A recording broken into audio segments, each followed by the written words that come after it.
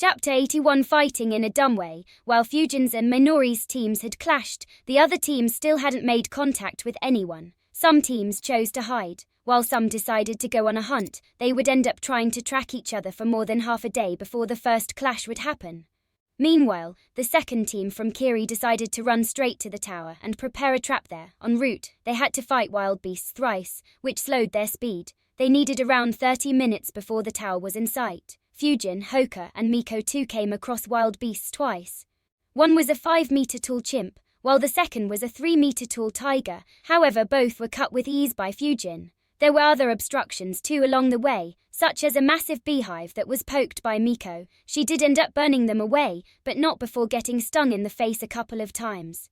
Hoka and Fujin laughed at her cost. As they were moving along, Fujin wondered, at this rate, we will break the record by a huge difference, so why did this team not make the record in canon? Was only my addition enough to make such a huge difference? Fujin thought for a bit before concluding. It's likely that Renjiro became our Junin instructor due to my request of being taught samurai saber technique, so whoever became the Junin instructor of these two most probably didn't train them with the same intensity as Renjiro. Also, without me, the team wouldn't have the fire wind combo jutsus, which gives us a huge advantage to start with. Oh well, doesn't matter. Fujin's thoughts were suddenly interrupted by Hoka saying, there's a team ahead 700 meters from us. Fujin frowned and asked, which one? Hoka replied, looks like a Kiri squad. Fujin asked, is it that guy who asked that question? Hoka shook his head and said, the other Kiri team. Miko said, let's fight. The last one was unsatisfying. Hoka agreed with her. Yes, I agree. Fujin said, all right, their other team seemed very interested in killing. He grinned and said, so we might as well kill this one. They moved ahead quickly. Fujin said, these guys don't seem to have a sensor. They might die just from the surprise attack. Hoka frowned and quickly said, let's not do the surprise attack. I want to fight them. Fujin raised his eyebrow and asked, why no sneak attack? It's dumb to not do it when we have the opportunity. Miko said, I too want to fight them head on, so it's 2 against 1. Hoka smirked and said, yes, we fight head on. Fujin sighed. These kids, no wonder they didn't create any records, even if I assumed that they were as strong as we are now. They probably just fooled around instead of passing quickly. Seeing Fujin sigh in defeat, they both smirked. The Kiri squad was also moving towards the tower. However, at 100 meters from the tower, they were attacked by a huge anaconda. They quickly dodged and threw shurikens at it.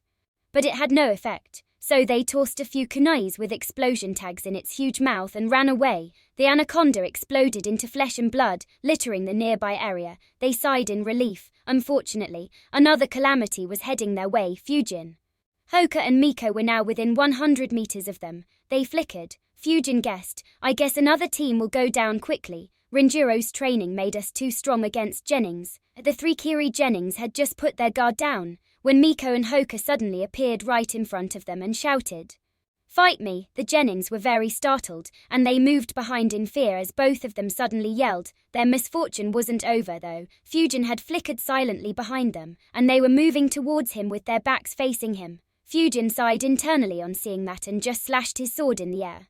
Though Fujin was quiet, they still sensed someone behind them. They turned behind, only to see that ninja swing his sword from about 10 meters away from them. Suddenly, one of them yelled loudly, duck. Hearing her, both of her teammates ducked immediately. Sakayumi, who yelled, immediately ducked. Her 2 teammates were slightly slower. Matsushita Satoru lost around half of his hair, while Kido Kahoku had some skin on her scalp cut off by the slash, since the distance was too close and because Hoka and Miko were also in the line of attack. Fujin only sent a simple sword slash without any accompanying sharp winds. However, Miko and Hoka didn't know that and immediately flickered in opposite directions. They still remembered the devastation his sword slash had caused. Fujin was very surprised. So all 3 dodged. I expected all 3 to die. Fujin noticed Sakayumi's eyes. They were blue and were glowing. He wondered, is there another dojutsu? As soon as the sword slash passed over her head, Yumi created a hand sign. Water release water bullet jutsu. Satoru also created a few hand signs. Hidden mist jutsu. While the third one opened a scroll, got a huge bandage, and placed it gently but quickly on her scalp. She was freaked out. Fujin was surprised at how quickly they counterattacked. He moved to his left to dodge 3 water bullets continuously. Before sending another flying slash, all 3 moved away. Hoka and Miko attacked as soon as they dodged the slash. Miko launched Phoenix Fire Sage Jutsu on them, but was countered by Yumi's Water Wall. Hoka tried to close in to fight, but Kahoku, who recovered surprisingly quickly, threw a kunai with an explosion tag attached to it. Hoka was forced to fall back. Soon, mist began gathering in the area. This made all three Konoha Genins frown. The hidden mist jutsu was known to obstruct both the Sharingan as well as the Byakugan. Fujin moved behind and used Great Breakthrough Jutsu after Super K-graph it for a couple of seconds. Miko and Hoka noticed Fujin Super K-graph his jutsu and retreated behind Fujin. The Kiri Genins had no idea. They were hit by a massive Great Breakthrough Jutsu. All the mist was blown away. They were having a hard time holding onto the ground. Yumi barely made a hand seal. Water Wall Jutsu. A water wall began forming, but it kept getting blown apart by the winds. Kahoku and Satoru used the few moments of respite to use defensive jutsus as well. Satoru created another water wall, while Kahoku created a rock shield. However, at that time, both Miko and Hoka also launched their jutsu. Miko spat a huge fireball into Fujin's Great Breakthrough Jutsu, while Hoka used Stone Shuriken Jutsu to attack them from a range. The fire and winds managed to destroy two water walls and heated the rock shield. But it held on. However, due to the wild nature of the winds, the fire spread all over and attacked them by moving around the rock shield. However, this wasn't strong enough. Yumi used Water Shield Jutsu in time to protect them. Hoka's Stone Shurikens were blocked by the rock shield. Seeing the opponents manage to defend surprised all three of them. Miko grinned and said, "They are strong, this is fun." Hoka and Fujin had slightly different thoughts. Hoka was sad. Why is no one fighting with Tai Jutsu? Fujin, on the other hand, wondered. We are just 100 meters from the tower. Should I grab these two and flicker? Chapter 82 Bitter Resistance. After the fire and the winds died down, Hoka and Miko flickered close to their opponents. The Kiri Genins noticed and got ready. Fujin thought, this could be a long fight. Let's end this. He instantly created 12 wind clones, who jumped into battle, while he stayed back, observing the fight. As soon as Miko appeared, Yumi rushed towards her and both began fighting with their kunai. Kahoku used Stone Shuriken Jutsu on Hoka. He dodged and blocked all of them, but was made to retreat once more with another explosion tag. Satoru was about to join the battle as well. However, he saw 12 clones coming, and his expression became grim. He quickly made a hand seal and created 3 water clones. He made a few more hand signs, Water Shuriken Jutsu. Soon, water shurikens flew towards the clones. However, they all dodged with ease. 3 clones moved towards the water clones. The water clones too moved against them. The Kiri Genins were on alert, due to 9 additional clones heading towards them. Satoru's water clones thought that the wind clones wanted to engage in hand-to-hand combat, and were very confident. However, just before they reached them, all 3 clones suddenly used Wind Explosion Jutsu. The jutsu was performed very quickly. The water clones couldn't defend themselves and were hit. All 3 were dispelled. All the wind clones suddenly flickered and surrounded Kahoko, who was already injured earlier. She was alarmed, so were her 2 teammates. Yumi tried going to help her but was blocked by Miko. Satoru did move to aid her and used Water Shuriken Jutsu on the clones. All but 1 clone immediately launched Wind Explosion Jutsu on her. The last clone used Breakthrough Jutsu on the incoming Water Shurikens. Fujin saw from afar and thought, 1 down. However, he was surprised. Kahoku made a hand sign and disappeared underground. Hoka, who was annoyed by Kahoku, immediately made his move. He slammed his hands on the ground. Rock Spear Jutsu. Soon, spears began forming underground and targeting Kahoku. However, she dodged them all underground and appeared a few dozen meters away. Her exit spot was close to Yumi. As soon as she appeared, Fujin's clones launched another round of Wind Explosion Jutsu on her. However, she ignored them and slammed her hands on the ground. Stone Shurikens were immediately launched on Miko. She moved back to defend herself. Yumi thought, I need to be fast. She rapidly made a hand seal, and a water wall formed in time to protect Kahoku. Fujin, who was observing from a distance, wondered, are they really just Genins? The clones were about to attack again, when Yumi shouted, retreat immediately. Both Satoru and Kahoku retreated along with Yumi. They retreated towards the tower. Miko and Hoka immediately followed. So did Fujin and his clones. The Konoha Genins were faster and caught up several times. However, the Mist Genins always managed to defend. After 4 minutes of chase, the Mist Genins had a lot of cuts on their bodies due to sharp winds, but none were lethal. The Mist Genins were very worried. Yumi shouted internally, why are these 10-year-old brats from Konoha so strong? We have no chance of winning whatsoever. Also, why are they so bloodthirsty? All their attacks are aimed to kill or maim us. These bloody Konoha hypocrites, they look down on us for being so bloodthirsty, but train their own kids to be relentless killers. But what should we do? We can't escape forever. She focused chakra in her eyes and looked around her, praying to find some hope, and she did. She noticed 3 chakra signatures heading rapidly towards them, which were about 400 meters to the north. She recognized them, and instantly her spirits were lifted. She shouted, "Follow me." Both Satoru and Kahoku followed her lead. Fujin frowned. The other Kiri team is coming from that direction. If they team up, it'll be very difficult to win. That said, I don't understand one thing. How did that blue-eyed girl sense them? I didn't feel any chakra field. Is it her eyes that were glowing? Fujin created a shadow clone, which followed the wind clones. Miko and Hoka were still relentlessly chasing them. Fujin flickered next to them and shouted, "Wait, there's another Kiri team up ahead." Miko and Hoka became alert, but soon Miko said arrogantly, "Let's keep attacking. We will beat both of them and knock them out." Hoka too supported her. "Yes, this is getting exciting. Let's do it." Fujin once again had a deadpan expression. These cocky brats. Seeing that Fujin wasn't replying, Miko and Hoka turned and were about to chase. However, Fujin had enough of their antics. Before either Hoka or Miko could flicker, Fujin grabbed their shoulders. They both turned their heads and looked at him. Miko asked, "What?" Fujin didn't reply and just grinned. Wind instantaneous body jutsu. Before either of them realized what was happening, Fujin dragged them both alongside him with wind instantaneous body jutsu and entered the tower, which was very close to their location.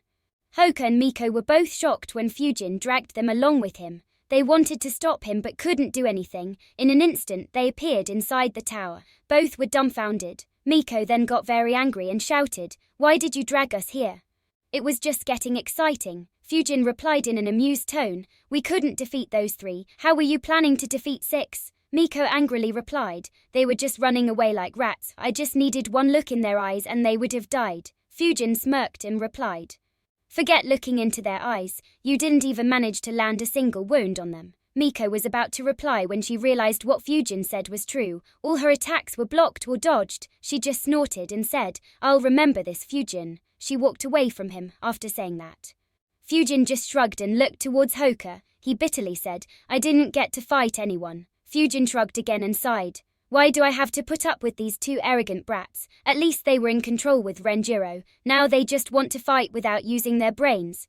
Chapter 83 Exposing Akeki Genkai. Round 100 meters away from the tower, the Mist Genins were still being chased by Fujin's clones. They soon noticed that Hoka and Miko were missing. Yumi wondered, where are they? Are they planning a sneak attack? She focused chakra in her eyes once again and observed. However, she couldn't sense any of them nearby. This made her worry a lot. She tried again and again to sense them, but couldn't see either of them. Unfortunately for her, the tower had all sorts of anti-sensor seals on them, so she couldn't see their chakra signatures inside the tower. She kept her guard the whole time, till their team met the other Kiri squad. On seeing them, Yumi immediately shouted, "Rentaro, aid us." Rentaro was close friends with Yumi. He nodded and commanded his teammates, "Clear out those clones." On his commands, all 6 Kiri Genins attacked Fujin's wind clones. Fujin's shadow clone sighed, "My wind clones are almost out of chakra, or I'd have been able to gather their information." When the Kiri Genins began, Yumi shouted, "Be careful. 2 of his teammates are probably hidden nearby. I can't sense them." That made them stay on guard. The wind clones knew that they didn't have enough chakra. They had already sensed Fujin flicker away with Hoka and Miko, so this was just supposed to check their skills. 6 wind clones suddenly stepped back and dispersed, while the remaining 6 clones attacked them head-on. When the clones and Kiri Genins reached each other, Yumi, Satoru, and Kahoku were prepared for the incoming wind explosion jutsus, but the other 3 Kiri Genins weren't aware. As soon as the clones were around 10 meters away from them, they instantly launched a couple of wind explosion jutsus. Yumi countered with water bullet jutsu, Satoru created a water wall and followed up with water shuriken jutsu, Kahoku used rock shield jutsu and followed up with rock spear jutsu. Rentaro had grabbed his sword and was moving in for attacking with his sword, but he was surprised at how quickly the jutsu was formed and launched. He dropped his sword and made a hand seal. Just before the jutsu hit him, a water wall appeared in front of him. However, it was a very thin layer, and the wind splashed all the water back at him. the water wall did dull the sharpness of the winds. However, one sharp wind still passed through and cut Rentaro's right forearm. He was infuriated. Rentaro's teammates also moved close to Fujin's clones and were hit by wind explosion jutsus. They both received 4-5 small cuts. Soon, everyone counter-attacked Fujin's clones. The clones didn't have any chakra left, so they just tried dodging and closing in the distance further. By observing each other's locations, all 6 clones got hit at the same time. And right when they were hit, the remaining 6 clones suddenly appeared and surrounded the Kiri Genins and used all their chakra to use breakthrough jutsu. Unfortunately, not much chakra was left to make it lethal. The Kiri Genins immediately gathered together and built defenses around them to protect themselves. After performing the jutsu, all the wind clones dispersed. Only Fujin's shadow clone was left. He looked at the defenses. One side was covered by rock shields, while the other 3 were covered by water walls. Fujin's clone smirked and flickered. It's a shame I don't have a devastating wind jutsu. I'll need to get it soon. The clone flickered right outside the water walls and swung his sword with all his strength. Yumi, who was observing the clone, noticed him flickering towards them. She quickly noticed that Fujin was about to send another sword slash towards them. She shouted, "Everyone jump!" She quickly jumped and suddenly had a thought. Why did I say to jump instead of ducking? To avoid the incoming slash, they could either duck under it or jump above. Usually, ducking is the best choice as you would still have mobility. But for some reason, she instinctively chose to jump. The other 5 Kiri Genins followed her advice and jumped as high as they could. While in the air, both Yumi and Rantaro launched water bullet jutsu at Fujin's location. Fujin's sword slash cut the water wall with ease. The accompanying winds around the slash destroyed the water wall. All 6 Kiri ninjas had jumped out of the slash's path. They had jumped high enough that even the winds weren't really lethal. However, the winds still hit them. Yumi and Rantaro's water bullets were stopped by the winds. And the winds caused deep cuts to all of them. On seeing the damage, Yumi was horrified. If we had ducked instead of jumping, we all would have been dead. The damage, though not lethal, scared them. What horrified them was the fact that Fujin sent another such slash their way. Fujin wondered, so, will this kill them, or will they survive once again? Suddenly, Rentaro's chakra exploded. He made a few hand seals quickly and spat out a huge amount of water. At the same time, one of his teammates made hand signs rapidly. The water released by Rentaro quickly began freezing.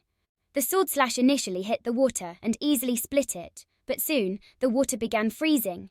The sword slash hit the ice. It still went through it, cracking the ice. However, it slowed down. It cut through 80% of the ice before it lost power. The Kiri Genins freaked out on seeing that even ice was being cut. They finally sighed in relief and dropped to the ground on seeing the slash being stopped. The winds accompanying the slash were also blocked. Fujin was shocked. As Keki Genkai, aren't the bloodline clans being hunted in Kiri? Does that mean that these guys came from Mai's faction? He quickly analyzed while keeping an eye on them. Is Mai trying to get some help from Hiruzuna? Also, has she begun the rebellion so soon? No, since she has Keki Gentes, it makes sense that she would have already begun the resistance, though it should be a long war before she wins. I don't think Hiruzuna would help out though. There's no mention of this in the manga, and Konoha is suffering from less manpower, so joining a war will be stupid. Not to mention, Yucha and the Hokage faction are in a power struggle, so Konoha shouldn't have any resources to spare. While he was analyzing, the Kiri Genins finally landed back on the ground. Rentaro's face was ugly. He said, I didn't expect Konoha to have such a strong genin. Fujin replied, I didn't expect Kiri to send an ice Keki Genkai ninja. I wonder if any more of you have Keki Genkai. While speaking, he looked at Yumi. He continued, nor did I expect you guys to survive despite being in a crunch so many times. You guys are strong too. Yumi asked, do you want a truce? We won't attack you guys during this second phase as long as you won't attack us. That way, we will all have a good chance to proceed to the next round. Otherwise, we will just injure each other. Rentaro frowned on hearing it. Fujin was surprised as well, and not only do they have excellent survival skills, but she is also smart enough to ask for a truce. I wonder if they have already participated in some war. Fujin's analysis was on point. All 6 of them had engaged in multiple clashes with the 4th Mizukage faction. They had real war experience, and a lot of it, which is why they managed to survive the onslaught. Yumi was someone they were trying to develop into a leader. Fujin smirked and said, my teammates wanted to fight even the 6 of you head-on, so a truce is out of the question. Hearing that, Yumi sighed. I am worried that they will ambush us again and again. Also, where are his two teammates? Fujin continued, anyways, I'm out of chakra, see you later, and the clone dispelled himself. The Kiri Jennings were shocked to see that they were fighting a shadow clone. Chapter 84 Record Reward, Yumi quickly analyzed. All three of them retreated when Runtaro's squad got in range, and they only sent a clone to check us out. But how did they get away so quickly? My eyes can look at chakras up to 520 meters, Runtaro said. If they escaped, it means that they were afraid of us. Yumi shook her head and said, they have a Hyuga. His range should be greater than mine. I suspect that the guy we were fighting is a sensor too, and all three of them are experts at flickering. So they can continuously ambush us for the next 5 days. The worst will be if they ambush us when we are fighting. We will be at a huge disadvantage. The expressions of the Kiri Jennings became grim. It was never a good feeling to be hunted, especially considering how relentless their opponents were. Yumi looked at Rutaro and said, let's team up, otherwise we may be attacked one by them. Rentaro unwillingly agreed, all right, but who gets the scroll? Yumi asked, which scroll do you guys have? He replied, Earth Scroll. Yumi said, we have a Heaven Scroll. If we find a Heaven Scroll, you guys take it. If we find an Earth Scroll, we will take it. If we don't manage to get any, then you can take our Heaven Scroll and advance to the 3rd round. On hearing that, Satoru and Kohoku complained, but Yumi said, if Runtaro's squad didn't appear, then we may have died to that Leaf squad, so we owe them one. Runtaro's squad agreed to that condition. And they began treating their wounds. Once healed, they moved together until they found the required scrolls. The entire time they were in the Forest of Death, they were highly alert to any ambushes. But they were never attacked by Fujin's team, after all. They had already passed the exam, even before Fujin's clones fought against the 6 of them. Tower inside the tower, Fujin, Miko and Hoka had opened both scrolls. It summoned Adaki Genki. He was quite happy to see Fujin and Hoka, and was shocked at how quickly the exam was cleared. He said, Fujin, Hoka, good to see you two again. Miko as well, I didn't expect you guys would take the tune-in exam so soon. But how did you manage to clear the exam so quickly? It hasn't even been an hour. Miko looked begrudgingly at Fujin and said, we shouldn't have finished it so quickly. Fujin shrugged once again and said, we came across a team that had the scroll we needed and beat them easily. They handed over their scroll quickly, and we moved towards the tower. We did fight a Kiri team afterwards, but they escaped, and we entered the tower. Genki was surprised. He asked, that much in less than an hour? All three nodded as none of them felt it was difficult. Genki sighed, seeing how none of them thought it was a challenge. He said, well, congratulations then. The previous record was 5 hours 30 minutes. It was made by Yuichi Itochi. You guys broke his record by a huge difference. That surprised Miko and Hoka. Fujin too acted surprised. Miko quickly exclaimed, we beat Itochi's record. Really, she was super excited, and that too by more than 4.5 hours. Fujin wondered, I never saw her talk about Itochi, but she is so excited about beating his record. Is she trying to compete with him? Poor girl. Fujin chuckled and teased her. If you had listened to me, we would have broken it by over 5 hours, but you still insisted on wasting time. This made her give Fujin the stink eye. She was still annoyed at how he brought her to the tower. She unwillingly admitted, if I knew that the record was held by Itochi, I would have agreed. Fujin chuckled and then suddenly sighed. If we had completed it in half an hour. I don't think anyone would have ever broken our record. Now it's still breakable due to you two. Hoka and Miko both looked at Fujin with deadpan expressions, while Genki was shocked. You guys could have finished it faster. Hoka said, all right, you win. Now stop gloating.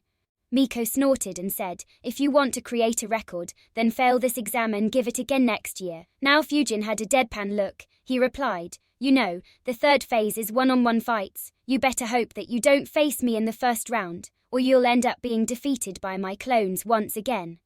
Fujin smirked on saying that, and Miko was very annoyed.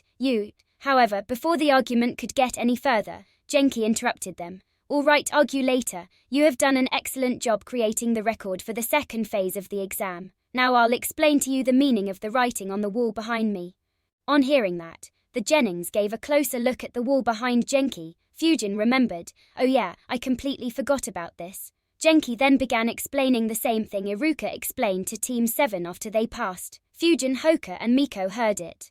But none were much interested in it. While Genki was explaining, Fujin received the memories of his shadow clone. His mind wandered. Ice Keki Genkai, also the likelihood of them having participated in actual war. The final should be fun. That said, she proposed a truce. meaning that, like my clone, she couldn't sense us inside the tower, so until they pass the second round, they will forever be paranoid of a sneak attack, haha. As Genki was explaining to the Genins, a Chunin instructor ran to the room where Inyuzuka Tsum was. Tsum looked at him and asked, "Why are you running?" He said, "Tsum-sama, one team already passed the exam." Tsum was shocked. "What, so soon?" Even Kuromura was shocked. The Chunin nodded while still stunned. Yes, they entered the tower after only 47 minutes. Tsum was stunned. The record was broken by almost 5 hours. She asked, "Which team was it?" The Chunin replied, "It was Senju Renjuro's Genin team." She thought for a bit and said, "I had heard rumors that Renjuro was training his team very hard. It seems that the rumors are true. I guess the beasts from the forests weren't an issue for them at all. Still, to beat Itachi's record is some feat. They can be proud of it." She looked at the Chunin and said, "Go and give them the instructions for the next 5 days." He nodded and left. Genki was soon done with his boring explanations. His eye twitched when he noticed that none of the 3 Jennings were interested. After he was done, he asked, "Do any of you have any questions?" Miko asked, "Do we have to wait in the tower for the other teams?" Genki nodded and replied, "Yes, I think they will send someone to explain the details." Hoka didn't have any questions. Fujin thought for a bit and had a thought. He suddenly asked, "Sensei, you said we broke the record, right?" Genki nodded. "Yes." Fujin asked, "So do we get any rewards?" Sweat immediately appeared on Genki's forehead. He recalled the scene of Fujin asking the 3rd Hokage for swords made of chakra metal. He quickly said, "No, there's no reward for this. It might help you be promoted to Chunin though." Fujin frowned and muttered lightly, "The village is so stingy." Genki heard it and thought, "I don't think Lord Third will ever ask you to choose a reward again." Fujin, however, was thinking, at the end of this phase, Hiruzna will visit and give another speech. Should I ask for a reward then? While he was thinking, Genki said, "Well, that's all from me. I'll see you later," and he disappeared in smoke. Fujin kept analyzing. If he says no then, it'll be embarrassing for him. To say no to promising youngsters who are working hard for their village will hit his prestige, though he is thick-skinned enough to say no even then. As he was thinking, his eyes moved towards Miko. He thought, right, the elders and Yucha have bad blood. He might give a reward to show that he is rewarding young Yucha and is impartial to them. He might even hope that this reduces the bad blood a bit. That said, if Genki is also present, should I still ask?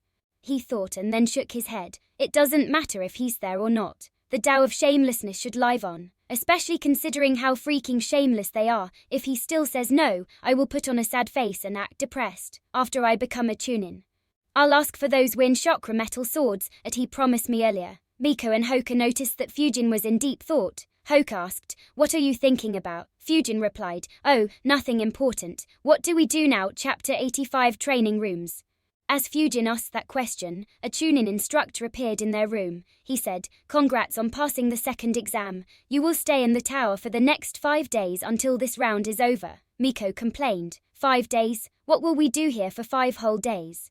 Hoka and Fujin too nodded. Making them stay here for 5 whole days was unreasonable. The Chunin replied, "That's the rule. If you leave the tower, you will be disqualified from the exam." Miko pointed at the Chunin and said loudly, "Hey, that's unreasonable." Hoka nodded and said, "Yes, it is." The Chunin dismissed their complaints and said, "There are a lot of facilities in this tower, including many training rooms. You can access them and train there for the next 5 days." This calmed the Jennings down. Fujin asked, "What about food?" The Chunin replied, "It'll be made. Come to the dining room at 8 am, noon, 4 p.m. and 7 p.m. The dining room is on the 1st floor." He then explained some more details such as their sleeping arrangements and then left. The Jennings looked at each other and said, "Let's check out the training rooms," and they left. The training rooms were on the 2nd floor. The floor had most of its area closed off by a wall, forming a circular shape in the center of the floor. Fujin realized the other side should be a part of that area where preliminaries happened.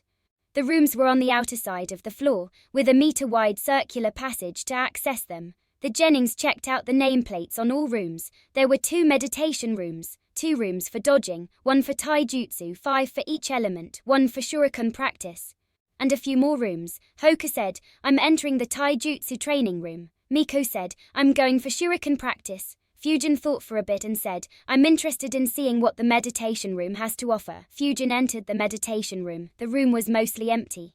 A couple of bulbs were on in the room, the walls had multiple candles at certain locations, and there were a few incense sticks placed around the room too. At the center of the room, a mat was placed. Fujin picked up the instruction manual, which was placed in front of the door.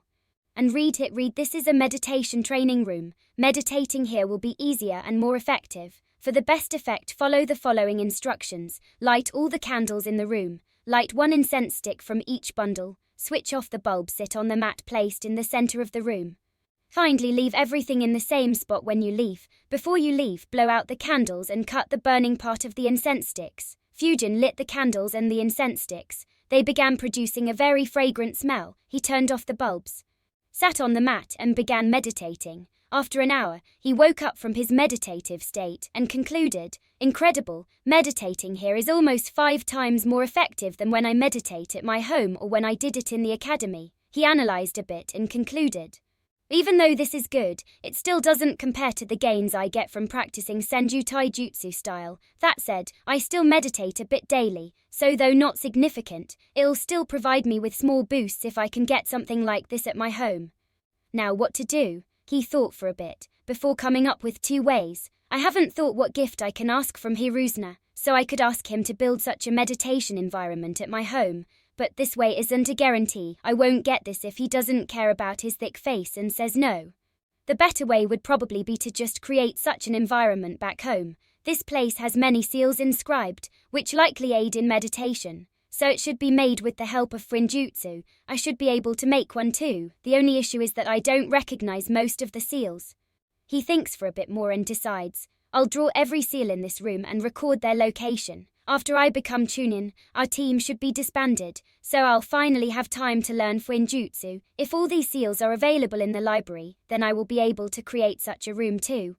He immediately drew the entire room on a large drawing paper he had stored in one of his many scrolls. He drew all the seals and recorded the distance between each seal in absolute terms and ratio with respect to the size of the room. He grabbed one of the incense sticks that was lying around and took a bit of wax from one of the candles on the walls. After storing everything properly, he wondered, since this tower had such a room, is it safe to say that every clan has such training rooms? If true, it would explain why the chakra reserves of clan kids are usually higher than civilian kids and why they are able to master their clan jutsu so quickly. Looks like it isn't all just talent and guidance. I should check out the other meditation room and see if everything's the same. And I should also check out every training room and check the feasibility of creating such rooms. While he was thinking about recreating all the training rooms, he chuckled, "Well, that's kinda pointless. There's no way my small house can have such rooms, haha." While walking over to the other meditation room, he thought, "Should I buy a new home? Do I even have money to buy a new home? Or would it be better if I make a secret base?" He checked the other room and noticed that everything there was exactly the same. He then began walking over to the dodging practice training room. Having a secret base will be very convenient. Konoha also has a lot of empty spaces to make secret bases. But in a village full of ninjas, is it possible to hide a secret base? I couldn't sense anything inside this tower from the outside, and if I recall right, there are seals that can block even the Byakugan, so it might be doable but still very risky. Should I make one outside the village? No one would check the endless forests after all. But I'll need to be able to sneak out and into the village to actually be able to use it. Oh well, let me learn the seals first. I can then worry about how to make it work.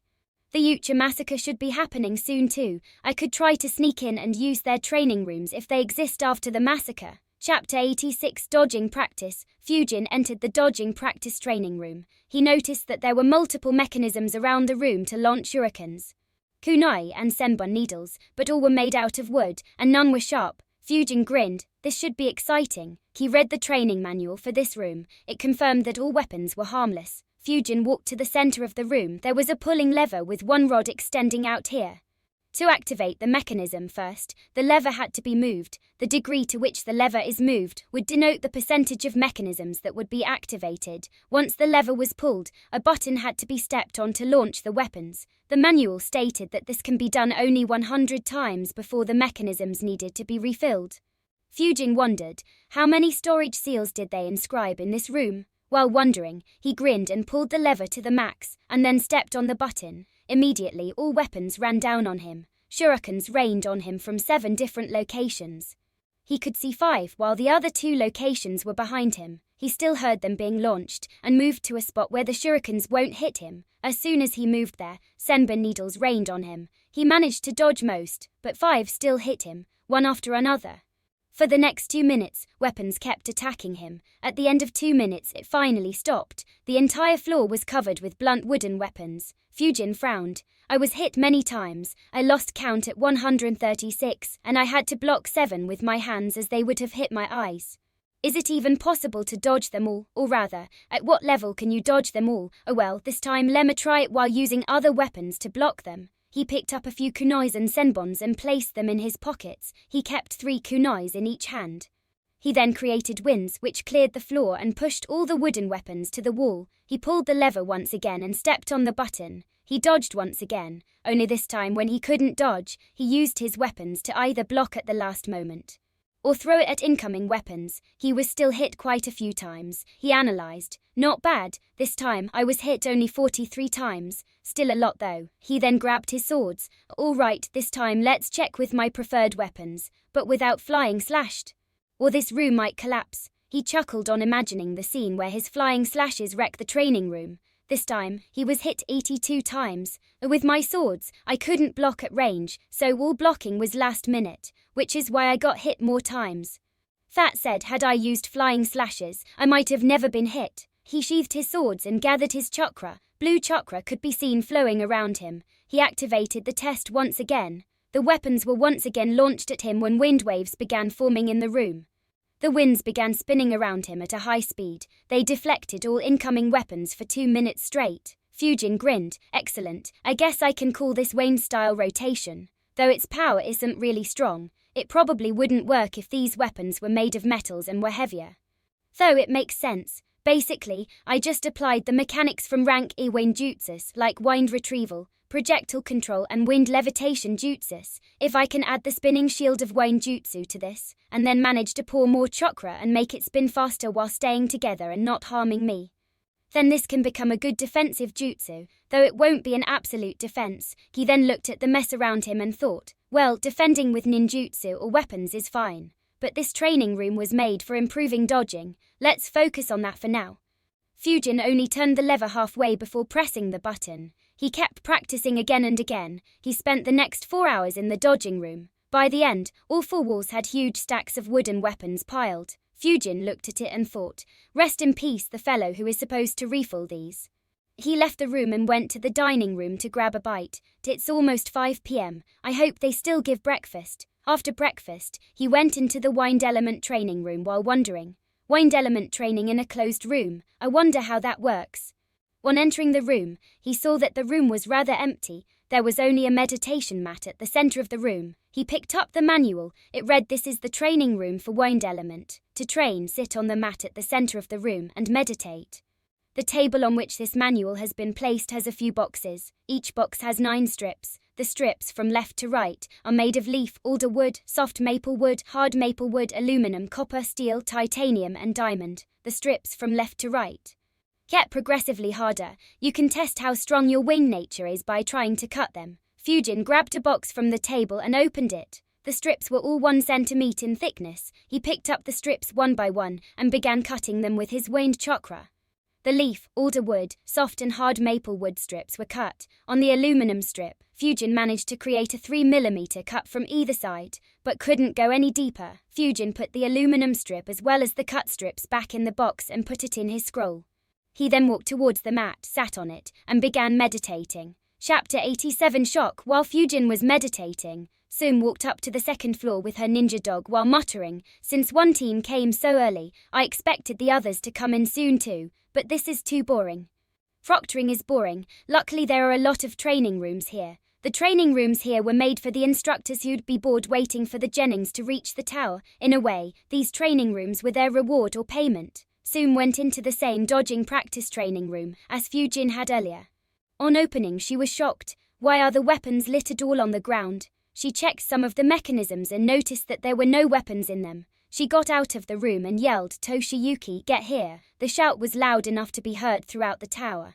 Except in the training rooms, The Chunin, named Toshiyuki, who was in charge of maintaining the training rooms, immediately went to her and asked, "What happened, Tsum-sama?" Her mood got even worse. She yelled at him, "You didn't do your job of cleaning and refiling the training rooms. And you have the courage to ask me what happened?" He was shocked, but he maintained his composure and replied in a neutral tone, "Tsum-sama, I cleaned and refilled all the training rooms last night." However, his face displayed slight anger at being wrongly accused. Tsum noticed it. She asked, "Really? Say that after you check this room?" She pointed towards the training room. He entered it and was shocked to see that all 100 attempts were used up. He quickly said, "Ma'am, I refilled the mechanisms here last night. I did it for both the dodging rooms."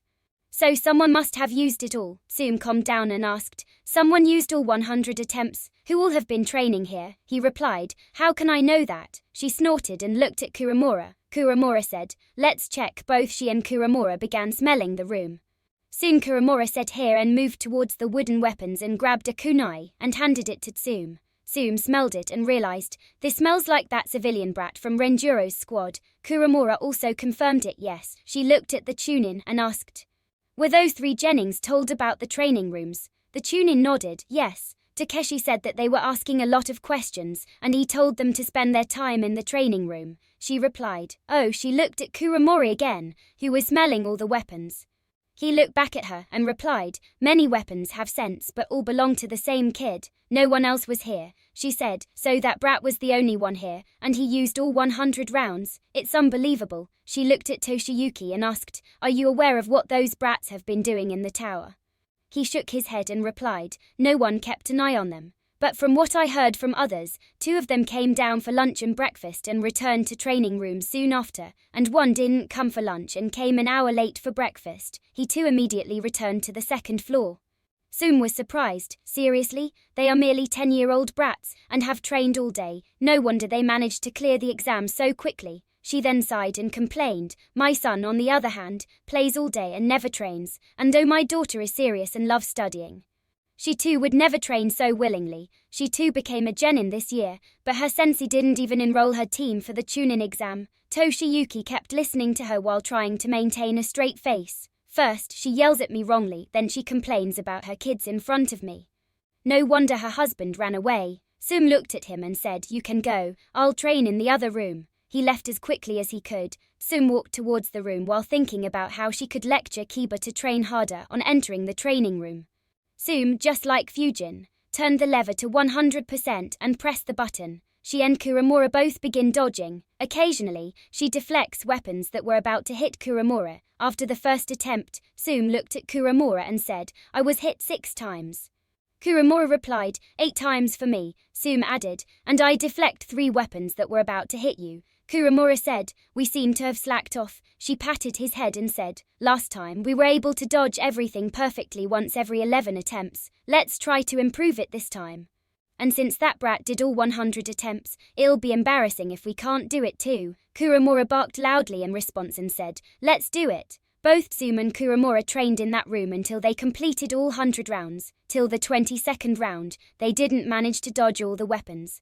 There were instances when either Tsum or Kuramura dodged all but not in the same round. On the 23rd round, they both managed to dodge all weapons for the first time. In the 100 rounds, they managed to dodge everything perfectly 11 times. Tsum left the training room feeling proud and told Kuramura, "Let's increase it to 15 times tomorrow." It was 10 p.m. by the time they were done. The Chunins in the tower were very surprised when they didn't see Tsum during the dinner. After hearing the story from Toshiyuki, they realized that she too decided to complete 100 rounds. After entering the dining room, she found that it was empty. She began preparing her dinner and called for a Chunin. When he arrived, she asked, "Any update for today?" He replied, "Nothing of importance. No other teams passed yet. No unusual activities have been reported either in the forest or the tower." Tsum nodded and asked, "What about the ones who passed? What have they been doing?" The Chunin replied, "All 3 came down for dinner." After dinner, Yucha Miko and Hyuga Hoka explored the tower for a bit before going into their rooms. Suzuki Fujin was seen heading back to the 2nd floor. "We checked a few minutes ago. The wind training room is still occupied." She was surprised once again. However, soon she just sighed and muttered, "Seems like he is a training maniac. Let him keep training." Forest of Death. Not much fighting happened in the Forest of Death. Among the Kiri Jennings, Kahoku was very injured, and others too had a lot of cuts. They chose to apply first aid and waited till the wounds closed up and didn't cause any pain. The Nara Yamanaka Akimichi team also stayed hidden. The Hyuga team found the team from Suna. However, their fight was inconclusive, as Suna Jennings kept attacking from a range. They both ended up retreating. The team from Un clashed with the last Konoha team. They lost but managed to retreat. So except for the Nara Yamanaka Akimichi team, all others had their scrolls. Chapter 88 Elemental Crystals. Wind Training Room. Fujin meditated for an hour before waking up. He kept sitting on the mat while being very confused. What's this strange feeling that I kept getting the whole time? It's as if my wind affinity is increasing. Or perhaps my wind chakra is becoming more potent. Either way, it should be very good for my wind element. But how? He meditated again and spread his chakra field throughout the room. Nothing here. His chakra field then expanded into the walls, floor and ceiling of the room, and he noticed, what's this? It looks like there's a stone with a high amount of wind chakra in it, and it's very dense. It looks like while meditating here we absorb chakra from it in small amounts. That's why I got that weird feeling. Fujin got off the mat and made a hand seal. Earth military movement jutsu. He entered the floor. On entering the floor, he could see a lot of seals, and inside the seal was a green crystal. Fujin analyzed. Probably not a good idea to test these seals.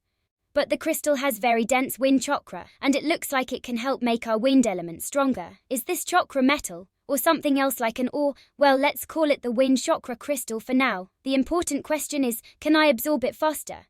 And how can I get more of them? Also, I need to check whether all other elemental training rooms have something similar. He went above the floor and thought, I should have dinner for now. After dinner I'll check if I can absorb this energy rapidly. I wonder what benefits I'll get from this. So I should also be careful in case it's harmful to absorb it in excess. He left for dinner. He met Hoka and Miko there. They had a small chat. The Chunins in the tower also introduced themselves and had small talks with the Jennings. After dinner, Fujin returned to the wind training room. He began meditating and tried absorbing as much energy as he could from the wind chakra crystal. While meditating, his entire focus was on the wind chakra crystal and its energy. In the first 6 hours, he didn't have much success. However, sometime after that, he began steadily absorbing energy from the crystal. He lost himself in meditation, completely losing the sense of time. When he opened his eyes, it was already 7 am. Fujin analyzed. I didn't have much success initially, but I think I managed to use up 1% of the energy of the crystal in this meditation session. I wonder if this absorption rate is fast or slow, and how often does Konoha switch or recharge this crystal? That aside, unlike what I previously thought, I don't absorb energy from the crystal directly, rather it refines my chakra. I have a feeling that I'll have a slightly easier time performing wind jutsus. He frowned. Though improvement would likely be very minimal, I'll need to use up more energy from this wind chakra crystal to get a proper idea. I have a feeling that I might need a mountain of such crystals to get a significant boost. That aside, it feels really good to train here. I ended up meditating all night and skipping my sleep. But I don't feel very tired at all, though I should take a nap tonight. Meditation, though good, can't entirely replace sleep. After analyzing, he got up and left the room. While leaving the floor, he came across Sume. She was surprised to see Fujin on the second floor. Her eyes twitched and she asked, "Were you training the whole night?" Fujin laughed awkwardly and rubbed the back of his head. "No, I was meditating in the wind training room, and I ended up falling asleep there." Sume's eyes twitched even more. She sighed and said, "It's good to train hard, but don't forget to rest, or else the training can be counterproductive." Fujin immediately replied, "Yes ma," and while thinking, "That's the first time I haven't heard her yell." He left, got freshened up, had a huge breakfast, and returned to the wind training room. After knowing that Fujin returned to the wind training room, Sume realized, he's an orphan. He has probably never experienced such rooms. No wonder he is training in that room. I should report this to the third. He'll be happy to know how hard some kids are training. He spends the next couple of days in the wind training room, though he went out regularly for food and sleep. As he meditated more in that room, he managed to use up the energy at a faster rate. By the end of the third day, he had used up 18% energy from the crystal. He analyzed. Good, it is getting faster. I have a feeling that it'll be even faster tomorrow, but it seems like my analysis was right. While this definitely is good, I'll need a mountain of such crystals to actually get significant boosts. I wonder how many crystals Konoha has, and where they are kept. Another point to consider is how much energy from this crystal was already exhausted before I began training here. On day 4, as he predicted, his efficiency suddenly increased a lot, in around 12 hours. He ended up using up almost half the energy from the crystal. However, on this day, he noticed one crucial point. Fujin realized, my chakra increased. Yeah, I can feel it. Though the increase is very minimal, not even 0.1%, it did go up. Damn, now I really want to find a mountain of such crystals. Where are these found? He calmed himself down and decided, lucky, this crystal's efficiency hasn't reduced. I guess this is due to the seals, but I should stop here. I might be able to completely exhaust this crystal before this round ends, but if my speed of using this energy is higher than normal, then I'll get a lot of unneeded energy. I should check out the other rooms and see if they have similar crystals, and if I can refine my chakra with their energy as well. After dinner, he went to the Earth training room. On entering, he used Earth military movement jutsu and went underground to check.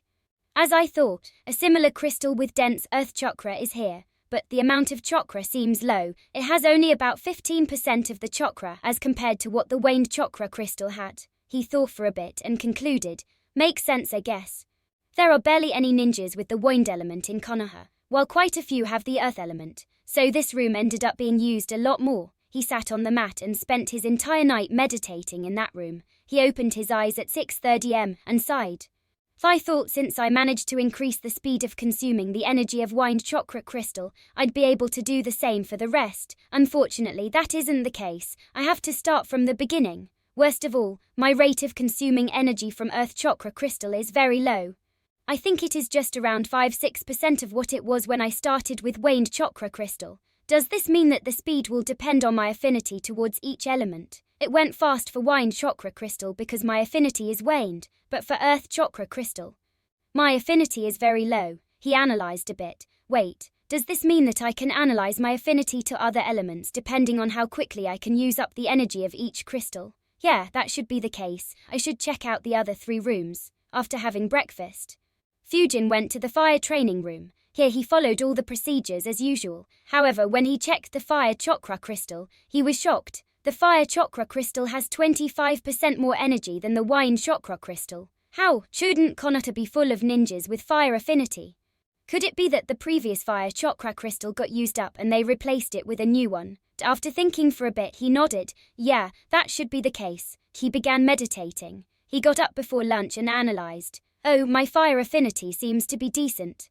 At least it's much better than Earth. The absorption speed here is at 35% compared to what I could do at the start with Wind chakra crystal. After lunch, he went to the water training room. He first checked the amount of energy in the water crystal. It was around 30% of what the Wind chakra crystal had. Fujin sat in meditation and meditated till 4 p.m. At 4 p.m, he got up and sweated a bit. I couldn't refine shit. I didn't manage to use up any energy at all. He sighed. Does this mean that I have no talent in the water element at all? A shame. I was hoping to have a good affinity for the water element and to take over Tobiramo's jutsus. After taking a small break for eating, he went to the lighting training room thinking, my main affinity is wind, so I don't really have much hope for the lightning element.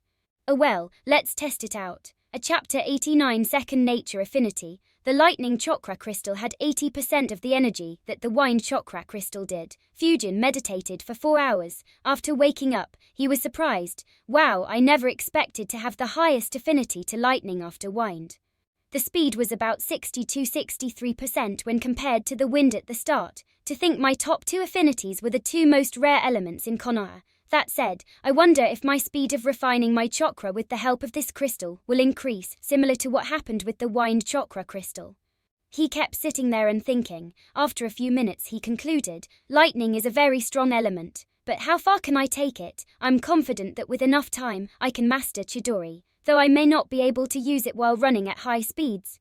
But the more important question is, can I master lightning armor like Raikage? Also, how should I go about it? He could dodge freaking Amaterasu, so I don't think it's something as simple as just cloaking the body with lightning chakra armor. Also, considering that no one apart from Raikage managed to learn it, it's safe to say that it is very dangerous to learn it. He thought for a bit more, before getting up and sighing. I need to somehow check whether Konoha has any details regarding this. If not, then the only choice will be to sneak into Hidden Cloud and read or steal all their scrolls.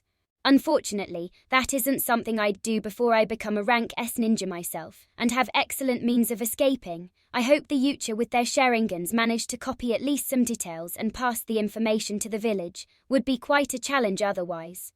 Also, considering some of the crazy plans that I made that day, I should keep my lightning element a secret. In the future, that might help more, but if I keep it a secret, it'll be hard to get anyone's help. So what to do? He kept thinking hard while walking to the dining room.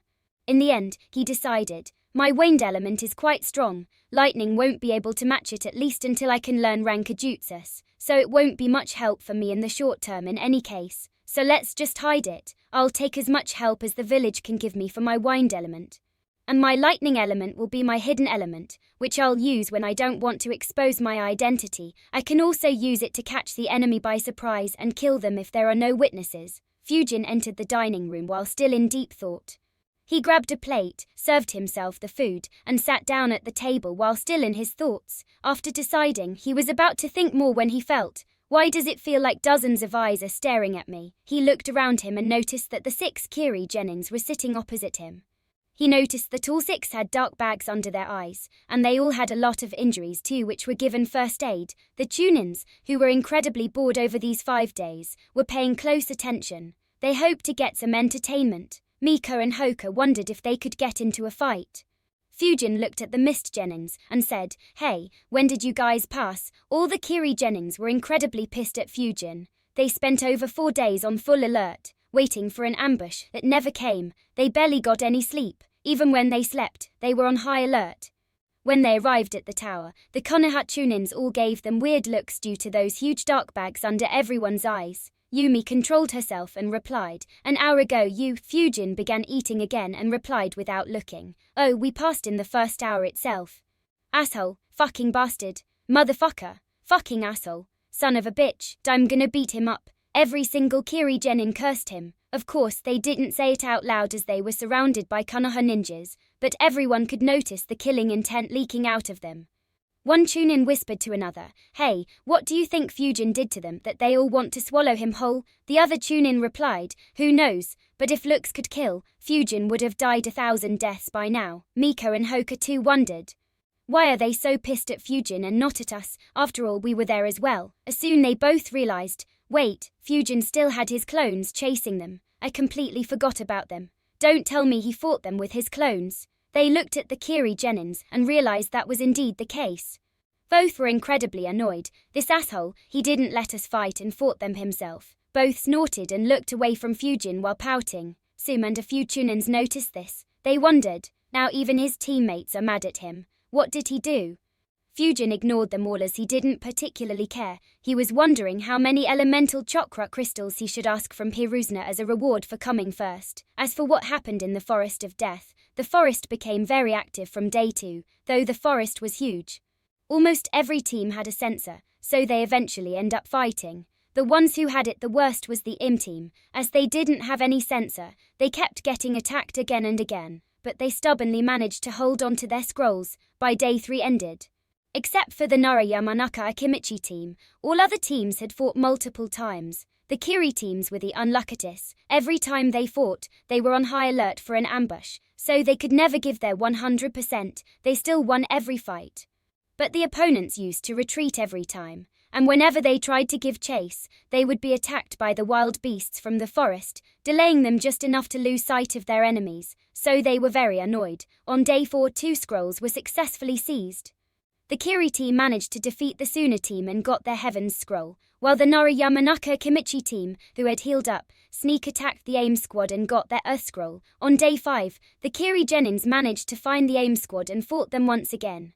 They defeated the AIM team, only to discover that they didn't have scrolls. The Hyuga squad noticed this fight and waited till the Kiri Jennings put their guard down and attacked. Unfortunately for them, the Kiri Jennings were always on guard. They lost and couldn't escape this time. They accepted their loss and handed them the Earth Scroll. The Kiri Jennings were instructed not to kill any Jennings if they could avoid killing them, so they didn't kill anyone and just took their scrolls. Now, the Kiri Jennings had all the required scrolls and decided to head to the tower. En route, they were ambushed by the last Konoha team. The Kiri Jennings were very exhausted and took a beating. but they managed to escape to the tower. The last two teams with the scrolls will search for each other all night, but they won't see each other and only end up fighting against teams who don't have any scrolls.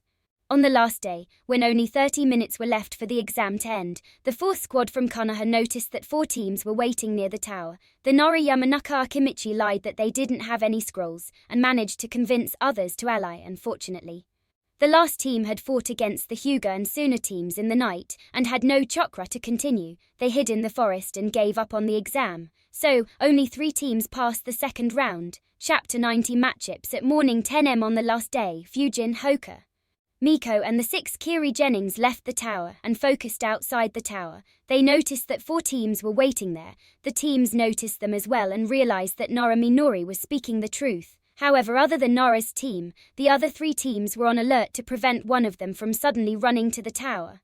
Unfortunately, the last team never turned up, so they all were disqualified. Since no fight happened, the uninvited audience was disappointed. The Chunins asked those 4 teams to enter the tower, as they all looked exhausted and wounded. Sometime later, the last team also entered the tower. Sume gathered everyone in the large hall where the preliminaries were usually held. She announced, "The teams who pass stand here. Soon Lord Heikardai will arrive and address you." All 9 Jennings stood in a disciplined manner, while the remaining 15 Jennings stood far away. Fujin looked at them and thought, "I'm surprised that no one died. It seems like Kirinans are here to create a good relationship, so they didn't kill anyone." The Chunin stood around the hall, and some Junin Sensei began appearing. They stood along with their Genin squads. The 2 Kiri Junins also stood there. Fujin observed both of them, but couldn't recognize either of them. Soon the 3rd Heikage arrived. He was accompanied by 4 Ambu and a few Junins, including Renjuro and Genki. Renjuro smiled and nodded at his squad. He had heard that they broke the records by a huge margin. Fujin observed them. A Genki is standing with all the Junins. Did he get promoted, or is he here just because his students are here? As for the Ambo, one looks to be Kakashi. I can't identify the rest. As Fujin was observing everyone, Kiruzna stepped in front of them. Sume announced, "Pay attention, you brats. Now, Lord Heikardai will explain the details about the 3rd phase of the Chunin exam." Hiruzna stood in front of the kids and got a good look at them. "Only 3 Jennings from our village passed. Kiri has 6. Looks like the rebel faction really wants to create a good image. Well, I can let them win this one, so their leader will owe us one. Even if they win, considering that they are at war, they won't be able to steal Konoha's missions." After a minute he spoke, "Congrats on passing the 2nd round." He then looked at Fujin, Hoka, and Miko and said, "Congrats to you guys for breaking the record to become the fastest team to pass the 2nd round." On hearing that, the Jennings, who failed, were shocked. After all, they were the youngest team. The Kiri Jennings and Junins also looked at them. So the Kiri Jennings were looking at Fujin while cursing him a few more times. However, Fujin was very excited on hearing that. "Marvelous, I didn't think he'd say this. Now I can ask it without any awkwardness. It'll feel natural too." Hiruzna continued. "Before I explain the 3rd phase, I will explain to you the true reason for these Chunin exams." He explained the details regarding how the exam is a replacement for war and why the Jennins need to give their best, similar to the way he did in the manga. Everyone paid attention. Fujin paid careful attention as well, however for a different reason. He was picking up points he could use later to compel Hiruzna. After Hiruzna was done speaking, Fujin sighed internally. "I barely remember any dialogues from Naruto anime or manga now. Other than the important events in every arc, I have sort of forgotten everything. Can't really help it, I guess. After all, I didn't watch Naruto for years even in my previous life." After Hiruzna was done explaining, Inyachi Yamanaka stepped forward and said, "I will be the proctor for the 3rd round. I will now explain the details. The 3rd round will be a simple tournament. The tournament will be held after 1 month, in front of many important dignitaries like Kage and daimyos. You will fight against each other alone. Your team won't be able to help you anymore. If you lose any fight, you'll be eliminated, while the winners will get to fight other winners." Hearing this, some of the Jennins got excited to show off their skills. Fujin looked at his teammates. Both were incredibly excited. He wondered, what's so exciting about being made to fight for the entertainment of some rich old people? On Kiri's side, Rentaro looked very excited. He looked at Fujin and thought, "Just win till you fight me. I'll pay you back 100 times for the 4 sleepless nights you put me through." Iniuchi then picked up a box and said, "Everyone, pick one piece of paper each from this box." Everyone picked up one folded piece of paper. After picking up the paper, Fujin stood next to Miko. Iniuchi said, "Open it and tell me the numbers on your paper." Starting from 1, Sakai Yumi, 1 Shirosora, 2 Hyuga Hoka, 3 Matsushita Satoru, 4 Kido Kohoku, 5 Yucha Miko, 6 Satsuma Rentaro, 7 Suzuki Fujin, 8 Yukishin, 9 Iniuchi noted down everyone's names next to numbers and showed a chart showing the matchups. He announced, "The matchups are Sakai Yumi vs Shirosora, Hyuga Hoka vs Matsushita Satoru, and Kido Kohoku vs Yucha Miko. Since we have 9 members, the number 8 and 9 will have to fight one additional time. So, the first match of the tournament will be Suzuki Fujin vs Yuki Shin. And their winner will fight against Satsuma Rentaro." Fujin thought, "One additional match? Shouldn't be an issue, I guess. That said, why are my matchups so freaking difficult? Ice release in the first round. Then Rentaro, who looks to be the strongest among the Kiri Genins. That will be followed up by Miko. All 3 might be tough fights. However, in the finals, I should be fighting with Hoka. That will be an easy fight if I still have chakra left by then." Others too were thinking about their matchups. Iniuchi asked, "Any doubts?" Shirosora asked, "Since this is a tournament, can only one person become a Chunin?" Fujin looked at him and wondered, like Hiruzuna's speeches, is this question also asked every single time? Iniuchi shook his head and answered, "No, we will promote you to Chunin depending on your performance in the fights. If you perform well, you may be promoted even if you don't win any fights. So there's a chance that every one of you gets promoted, and a chance that none of you do." Any more questions? No one raised any questions, so Fujin raised his hand and said, I have a question for Lord Hokage." Iniuchi was surprised. Renjiro raised his eyebrow, wondering what his student wanted to ask, while Genki was having a very bad feeling. "He isn't going to, is he?" Hiruzuna gave a kind smile and said, "Go ahead and ask Fujin." Fujin looked at Hiruzuna smiling and put up a very innocent smile on his face as well. He asked very innocently, "Lord Hokage, since my team broke the previous record for the second round by such a huge margin, do we get any rewards?" Chapter 91. Don't underestimate wild old foxes. Senju Renjiro's eyes twitched. Genki was horrified. Iniuchi, Tsume, Illumi, Amberguard's Junin senseis, and the Chunin instructors were dumbfounded. Any rewards? Since when did Lord Hokage begin giving rewards? The Genins from Kiri began wondering. Genins from Konoha get rewards for such little things? Kiri Genins looked at Hiruzuna with longing in their eyes. Their own Kage hunted them, while the Kage of Konoha rewarded their own Genins. They thought, the difference between the two Kage is like the difference between heaven and hell. While the other Genins wondered, there's a reward for breaking records. Miko and Hoka too stared at Fujin. Miko frowned. "I didn't hear Itachi getting any rewards. I'm a Yucha. I don't need any rewards." Hiruzuna too was dumbfounded. His expression didn't change. But he was left speechless for a minute. Genki yelled in his mind, "Even Lord Hokage is speechless." Hiruzuna began remembering the scene when Fujin asked him for chakra metal swords. His eyebrows twitched. Last time he asked for chakra metal swords. What does he want this time? A house made of chakra metal? Hiruzuna didn't know how close he was to guessing the truth. If he did, who knows how he would have reacted. He was about to say no when he saw the frown on Miko, who was standing right next to Fujin. He thought, does she also expect a gift? The relationship between the village and Yucha has been deteriorating day by day. I could use this opportunity to reward her and mend the ties a bit. If it results in the ties improving, then it'll be very good for Konoha. As Fujin expected, Hiruzuna decided to reward them. He was about to reply in the affirmative when he felt a chill running down his spine. Hiruzuna was a veteran of all 3 ninja wars. He had fought a lot on the front lines and spread terror among his enemies.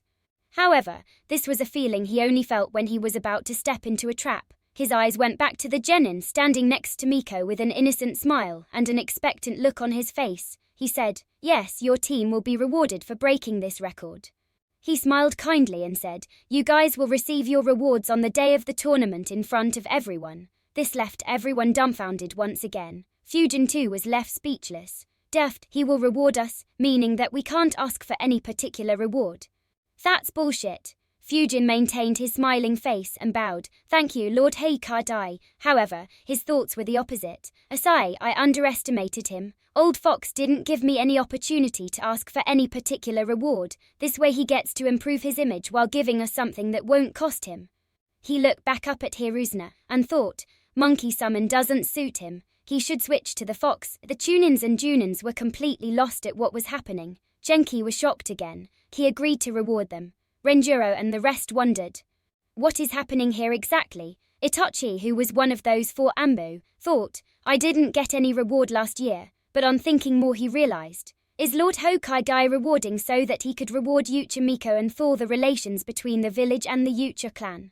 While everyone was confused, Hiruzuna looked at Iniachi. He noticed and said, since there are no more doubts, you are dismissed. Use this month to prepare properly for your fights. The Junin sensei began taking over the Genins. Renjiro approached his students and said, Follow me. Fujin, Hoka and Miko followed him. The group went to their usual training ground. On reaching there, Renjiro looked at Fujin and asked, So, what was that? Fujin asked back, That. Renjiro squinted his eyes and said, The reward. Fujin tilted his head and replied, Well, we were rewarded for ranking first in the academy. I assumed that the same would apply even this time. Lines immediately appeared on Renjiro's head. He thought, I need to educate this brat. He ignored it for now and said, Congrats on making it to the 3rd round.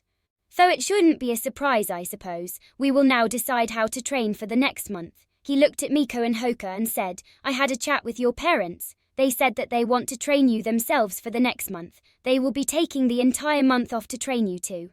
Miko and Hoka immediately got excited. Renjiro smiled on seeing their reactions. He said, Train hard you too. I would love to see my students as both finalists. You can leave. They both thanked him. Before leaving, Miko looked at Fujin and said, Win your 2 matches and fight me.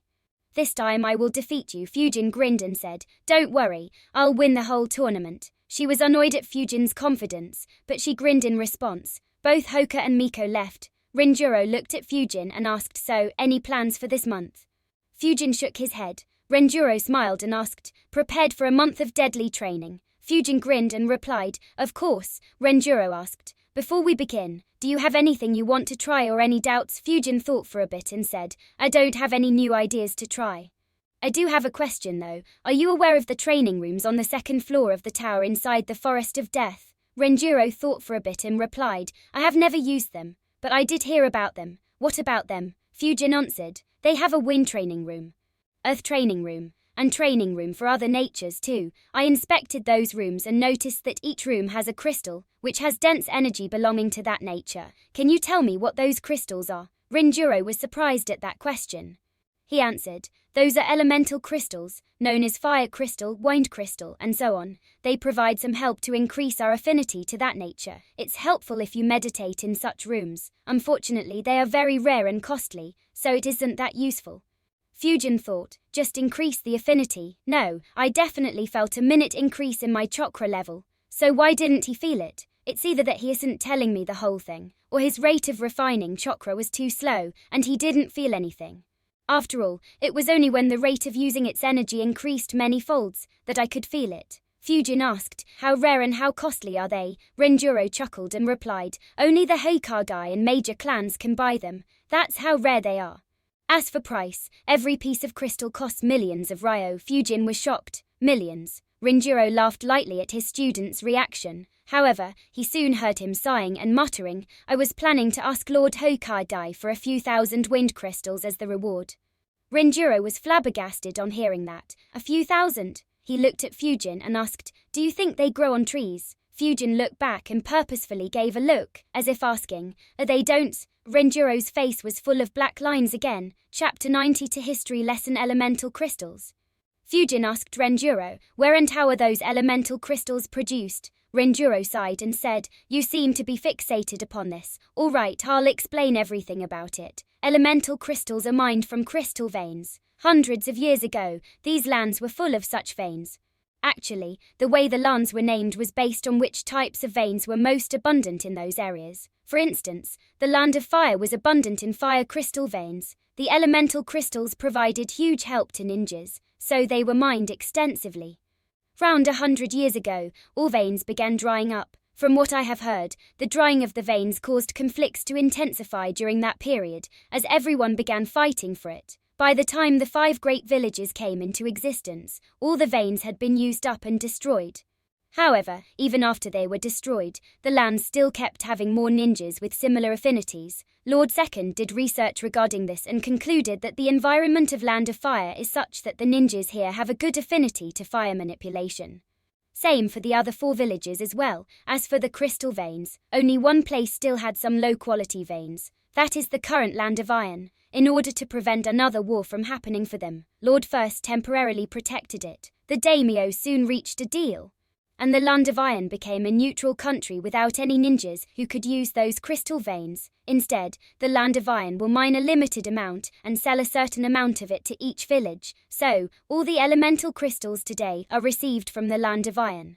And it is received in very low quantities. Most of those elemental crystals are distributed among the clans. The rest is kept by the Heikagai and is used to train the Anbu. Additionally, because their quality and quantity are low, they are only used alongside proper Fuinjutsu seals to be able to use 100% of those crystals.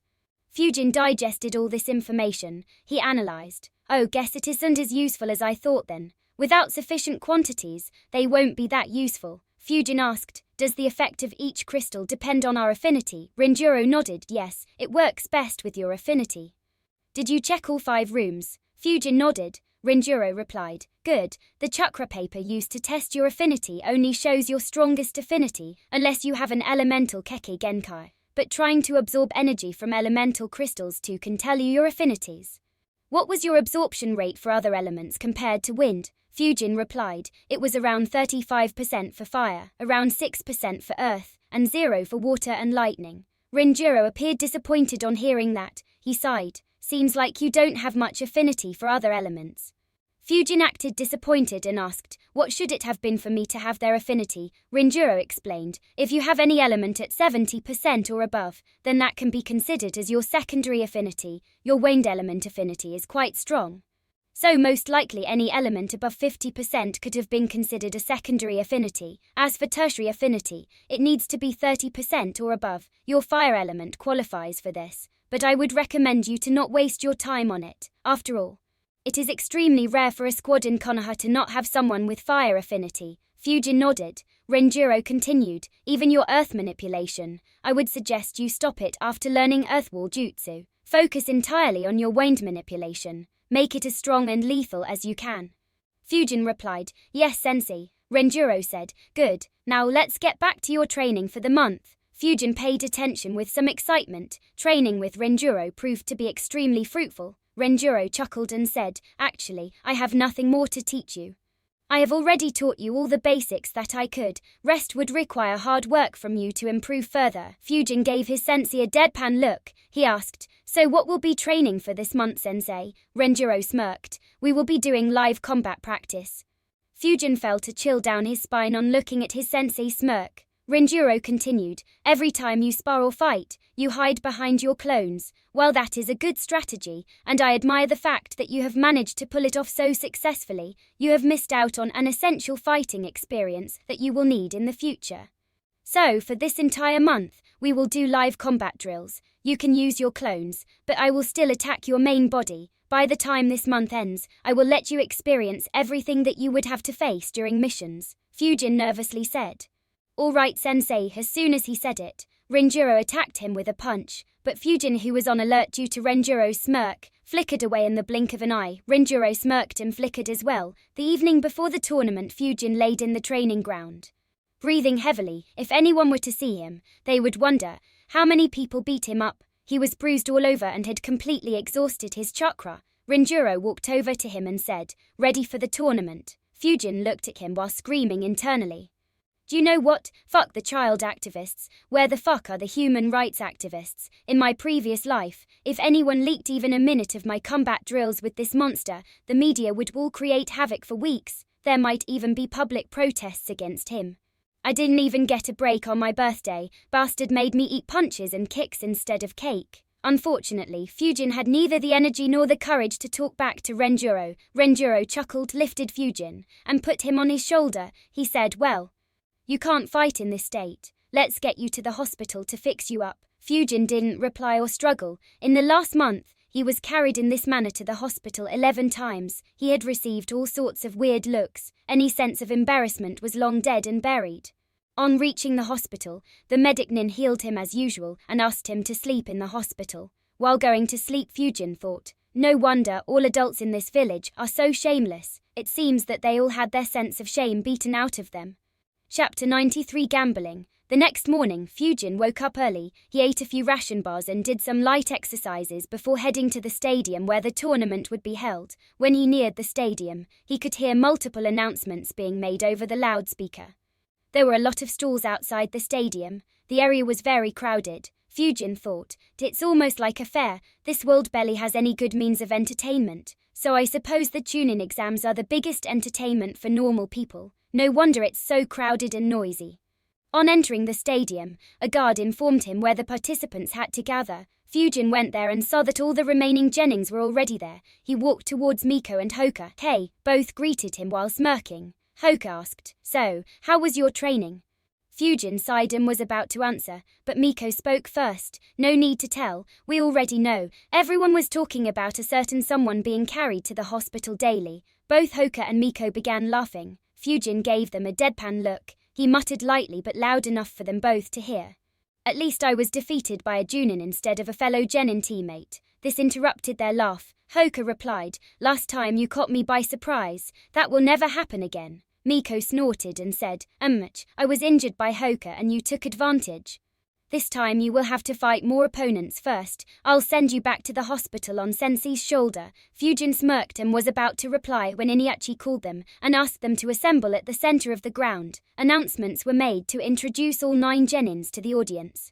While the announcements were made, Fujin noticed where Hiruzuna was sitting. There were a few ambu around him, but there wasn't any other cage. Fujin analyzed. No Genin from Suna qualified, so no wonder their cage didn't show up. And while Kiri Genins did qualify. They don't represent the 4th Mizukage. I thought Mai might come, but it looks like either she's busy or Hiruzuna refused to host her publicly before she wins. Next, he checked out the important officials who were sitting with a few daimyos. He didn't notice anyone interesting there. Lastly, he looked at a spot where a lot of familiar faces were. He noticed Ibiki Genma and Rado sitting next to each other, with some papers in front of them, and wondered, are they the judges for the tournament? He recalled his discussion with Renjuro earlier. A week ago, in the training ground, Fujin was resting, having just fought Renjuro. Renjuro was sitting nearby as well. Fujin asked, who decides the tune-in promotion, sensei? Will it be just the proctor for the 3rd round, or do others also have a say? Renjuro answered. There will be a panel of judges who will evaluate your performances during the tournament. Their decision is the most critical for getting promoted. The proctors of the 3 phases will also submit reports of their evaluation. Promotions will be based on these evaluations. Their evaluations are sent to the tune-in exam supervisor, who makes the decision and sends it to the Heikai guy for approval. Fujin asked, tune-in exam supervisor, who is that? Renjuro nodded. He is the one who makes decisions regarding the tune-in exams. The current tune-in exam supervisor is a retired elite Junin. He is a few years older than the Sanins. Fujin thought and said, okay, but don't the Junin instructors or anyone else get a say? Renjuro answered, the Junin instructors can make recommendations. But it is very rare as the Genins are their own students, and it could be seen as favoritism. As for others, there are a few who can make recommendations such as the Junin commander, Ambo commander, village elders and clan heads. But again, it's very rare. They get more involved during the Junin promotions. Fujin nodded. That makes sense. But sensei, you said that we have thousands of tunins, but don't only a few Genins get promoted every year? While asking, Fujin wondered. It makes no sense for tunin exams to be the only form of promotion. I wonder what other ways are to be promoted. Renjuro looked deeply at Fujin before answering. As the Hikardai said, the tunin exams are more about showing your skills, talent and potential to the daimyos and other important people. Promoting the Genins isn't the main focus. If you observed, you would have noticed that all Konoha Genins participating were 15 years or younger. Fujin thought for a bit and said, yeah, I don't remember seeing any older Genin from our village. Renjuro continued, Genins above the age of 15 are promoted when they are deemed capable enough to be promoted without any exam. So there are around 100 Genins promoted every year, even more during the war. But Genins who get promoted outside the Chunin exams have a harder time becoming Junin. Very few manage to become Junin. Fujin digested the information and nodded while wondering. Wasn't Kabuto much older during the Chunin exams? Did Konoha relax the restrictions later? His thoughts were interrupted by Renjiro, who said, "Enough rest, let's continue." Fujin got up and prepared himself for another round of beating. Back to the present, Fujin noticed that Renjiro, Shenki, and a few dozen more Junins and Chunins were sitting behind the judges. Miko and Hoka looked for their parents in the crowd. Apparently, some of their classmates also came to watch the tournament. None of the Genins were paying much attention to the announcements. However, one announcement suddenly attracted their attention. The announcer said, "To make this tournament more exciting, the Gato Company has set up a gambling center for the tournament. The odds are Yucha Miko 1.2, Satsuma Rentaro 1.4. Hyuga Hoka 1.5, Sakai Yumi 1.8, Yuki Shin 1.8, Suzuki Fujin 4, Matsushita Satoru 5, Shiro Sora 5, Kido Hoka 9. Those who are still left to place your bets, you can do so within the next 15 minutes before the matches begin." Fujin was surprised. Seriously, gambling so openly, and Gato Company? His eyes wandered towards Hirusuna and the place where the daimyos were sitting. How much of a cut did these guys get for letting someone like Gato do this? He analyzed the odds. Miko and Hoka come from strong clans, so this isn't a surprise. As for Kiri, it looks like they want to advertise their strength. Rentaro and Yuki Shin I can understand, but why are the odds for Yumi so high? Anyways, I have around 800,000 ryo with me. Should I bet all on myself? I'm confident that I am the strongest. But my fights are the toughest too. I'll have to face Yuki and Rantaro, who would be fresh, then Miko, who would only have had one easy fight. For the last I thought it'd be Hoka, but looks like he may have one tough fight against Yumi. While Fujin was analyzing, Miko couldn't hide her smirk due to having the highest odds. The other Genins looked at her and realized that she would be the strongest opponent. Iniachi said, "All announcements are over. Go wait in the waiting room. Fujin Shin, your matches will begin in 15 minutes. The Genins begin walking towards the waiting room. Fujin, after thinking for a bit, concluded, "While 800,000 ryo is a decent amount of money, it is nowhere enough for me to buy some of the stuff that I want, so better to just gamble. I'll gamble 600,000 ryo. 200,000 ryo is sufficient for my normal needs, and even if I lose, earning that 600,000 back shouldn't be a big deal." That said, the gambling is held by Gato, so he should be very rich. Killing him won't be a good decision, but I should plunder him in the future. Since he operates illegally, I might get some good stuff from him, not to mention a lot of ryo as well. After deciding, he said softly, "I'll meet you guys in the waiting room." He flickered. The Jennings wondered where he went. Fujin flickered in the place where the bets were being taken. Surprisingly, the crowd here was very low. So few people? Wait, the announcements implied that many already placed their bets, so only the ones who didn't know yet are placing their bets now. Fujin withdrew 600,000 ryo from his scroll and went ahead. The bookie was surprised at seeing a participant here. He greeted Fujin. "Hello Fujin-kun. How may I help you?" Fujin replied, "I want to place bets." He put 600,000 ryo in front of him and said, 600,000 ryo on myself." The bookie sneered internally on hearing that Fujin wanted to bet on himself. This orphan civilian ninja wants to bet on himself. The only reason why his odds weren't the lowest is that he broke the record in the second round thanks to his two teammates. However, he was shocked when he saw 600,000 ryo being placed in front of him. He thought, "Were the Jennings so rich in Konoha?" He immediately took the cash and handed Fujin 6 silver tickets with his name on them. Every silver ticket denoted 100,000 ryo. Fujin checked it and left. After he left, that bookie began laughing.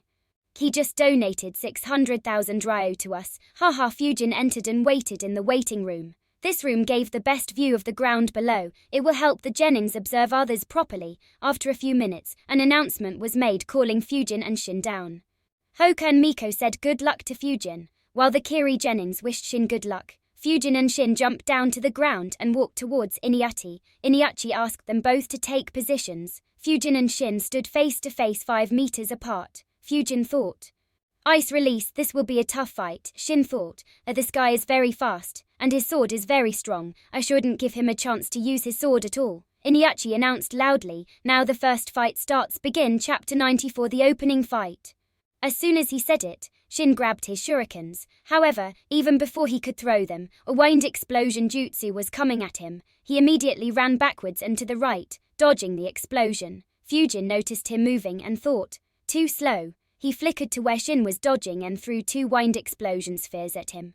Shin was moving towards the wind explosion spheres when he noticed them. He tried dodging again, but the spheres exploded. He avoided most of the winds, but a few still hit him. A few cuts appeared on his left hand and leg. The crowd didn't expect the fight to be so intense from the start.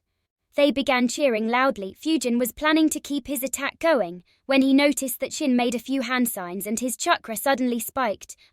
Which jutsu? Oh well, let's test him out. Fujin created a big wind explosion jutsu and threw it at him. If Shin was using a jutsu that needed some time to launch, this could defeat him. However, huge ice spikes immediately began appearing around him. Some were big enough to be called spears. Shin yelled, "Ice hell!" Immediately, all ice spikes got launched at a very fast speed.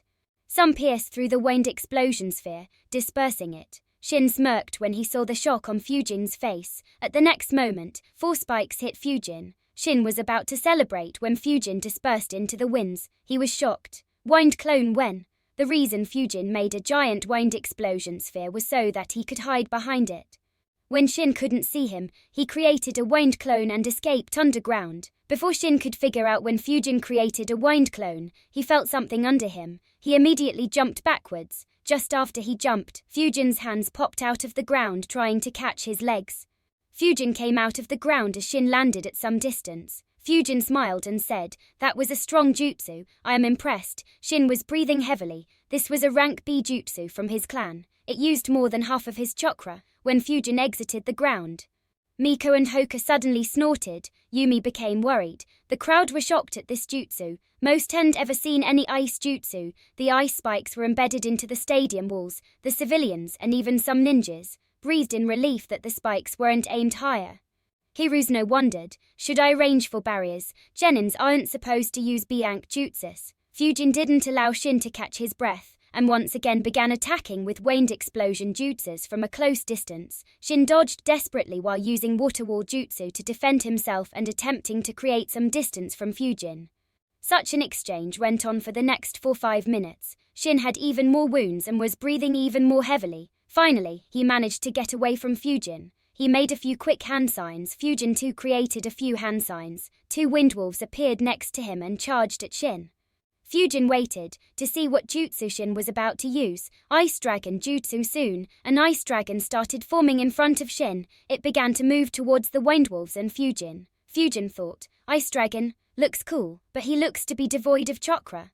Fujin controlled the wolves to move away from the dragon and then attack Shin from opposite directions. Shin ignored them and kept his focus on Fujin. Suddenly, Ice Dragon's speed increased and it rushed towards Fujin. At the same time, Shin dropped to his knees. As he was very exhausted, Fujin made a hand sign, spinning Shield of Wind, as the ice dragon reached Fujin. It opened its jaws, showing its massive fangs. It looked as if it wanted to bite him to death. However, a circular shield having a radius of 3 meters and a thickness of half a meter formed in front of Fujin. It was formed of wind and spinning at a high speed. The ice dragon clashed with the shield and was stopped. It kept pushing against the wind shield. At the same time, the 2 windwolves were running towards Shin. Shin thought, "Just a little bit more, and I'll break his shield." The ice dragon pushed halfway into the shield. The wolves were still around 20 meters from him. The crowds were tense. Shirosora said excitedly in the waiting room, "Shin will win." The other Kiri Genins, except Yumi, were happy as well. Hoka and Miko, on the other hand, were just annoyed. Yumi said, "No, he has lost." This shocked the 4 Kiri Genins, who didn't understand what she meant. They looked at Shin and Fujin. When the wolves were around 10 meters from Shin, the ice dragon broke the windshield. Shin smiled. The ice dragon hit Fujin. Scoring a direct hit, he was frozen solid. Shin was surprised that Konoha's proctor didn't save him. At that instant, Iniachi appeared in front of Shin and dispersed the 2 windwolves who were about to bite him to death. Iniachi looked at Shin and announced, "Winner of this round, Suzuki Fujin. He will advance to the next round." Shin was shocked. So was the crowd. They thought, "Didn't he win?" Shin immediately protested. "Why wasn't he hit first? You should have helped him instead of me." Iniachi sighed at his ignorance.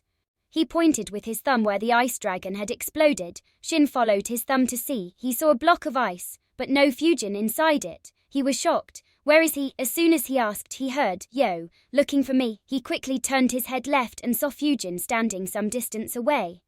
Waving his hand, he was dumbfounded. "But how? I saw you get frozen." Fujin just smiled and left without replying. Almost everyone in the audience was confused, even among the ninjas, a few were clueless. The Kiri Jennings didn't understand what was happening either. They looked towards Yumi, she explained. When he was underground he made a shadow clone. The Kiri Jennings were stunned. She continued, the remaining fight was fought by his shadow clone. He stayed hidden underground. The clone was dispelled after it got frozen in ice. And his main body exited the ground when you guys were distracted by Iniachi. The Kiri Jennings were left tongue-tied. After some time Satoru managed to exclaim, so Shin lost to a mere clone? Yumi looked at Rentaro and said, don't underestimate him, he might not have any Keki Genkai. But his chakra is larger than yours, he didn't even lose 10% of his chakra in this fight, and he is tactically sound as well, be on your guard. Rentaro nodded with a grim expression. The experienced ninjas who were watching this fight were very impressed. Sume, who was sitting in the stadium with her kids, thought, very good, even someone like me didn't notice that he was just a clone. Kiba kept bugging her by asking how Fujin won, so she explained it to him. Hana also listened attentively. The judges also analyzed the fight. Ibiki said, impressive. He relied majorly on a rank D jutsu to force his opponent into using 2 rank B jutsus and exhaust his chakra. Genma nodded and said, yes, and his speed and precision are also very good. His opponent was forced into desperation multiple times. Rado added, while his strategy was good, the fact that he can perform the shadow clone jutsu is also impressive. Ibiki replied, yes, and he is also very good at using it. His shadow clone can be very useful for information gathering in missions. Also, he can use jutsus of 2 elements. Rado smiled and said, and he could perform the wind explosion jutsu without any hand seals. Genma said, I think he is ready to be promoted to Chunin. He is strong and good at tactics. All that remains to be seen is how he leads. Rado said, what are your thoughts about his opponent? Though he lost, his ice hell jutsu was very strong. If used in the middle of a battlefield, it will cause a lot of damage. Ibiki had a different opinion. He said, no, he didn't show much control over it and used it in every direction, so it will hit both enemies and allies. Genma said, hard to say, his teammates can take cover in advance. That said, despite his jutsu being strong, he wasted it along with his chakra. I don't think he is ready to be promoted. They kept discussing the fight and the pros and cons of both the genins. Hiruzuna was also impressed with how easily Fujin won. Good win, he is a promising seedling. However, he suddenly had another thought. If he wins this tournament, will he ask me for another reward? I still owe him 2 rewards. He sighed and thought, I should have made Homura pay for the rewards for making this suggestion. Chapter 95. A Hyuga who doesn't use gentle fist. Fujin walked up the stairs, as many looked at him in awe and confusion. Fujin thought, well, that went well. He pretty much lost it by exhausting his chakra by using 2 rank B jutsus. My clone could have easily dodged the ice dragon too. But seeing how exhausted he was, there was no need to. After all, that blue-eyed girl should have noticed me. So if I won with even my clone still fine, then my opponent would be extremely careful. After entering the waiting room, Fujin sat next to Hoka and Miko. Yumi and Sora were soon called and they went down. Iniachi soon announced, the second battle starts now, begin. Sora immediately ran behind. While Yumi started with water shuriken jutsu, he created a water wall to block her jutsu while retreating into the woods thinking, if I can't fight her in open fields, she is too dangerous. Yumi followed him into the woods. They began fighting in the woods. Sora used the trees as a shield and cover to attack her, but Yumi managed to defend and counterattack every time. They maintained this deadlock for around 10 minutes. Fujin wondered, while he does fight well in the woods, he has no advantage, so why was he so quick in entering the woods? After 10 minutes, Yumi finally managed to land a lethal hit. Her water bullet left a deep cut on Sora's thigh. The wound made it harder for him to move. Yumi looked at him and said, you are wounded, you can't fight anymore. Sora gritted his teeth. Yumi glared at him and said, give up or it will be very painful for you. Color drained off his face on hearing that. He gave up. Iniachi announced, second match winner is Sakai Yumi. Fujin observed the fight carefully and thought, why was he so afraid? He looked at Hoka and concluded, I wonder how her fight with Hoka will go. Hoka got up. Fujin said, good luck Hoka, win quickly. Miko also wished him luck. Before Satoru left, Kohoku reminded him once again to not get close to the Hyuga. While the next candidates were arriving on the ground, the judges discussed again. Ibiki commented, both were good. However, Sora seemed to be afraid of her. Rado agreed yes, and he seemed too impatient to run into the woods, as if he didn't want to fight her in the open at all.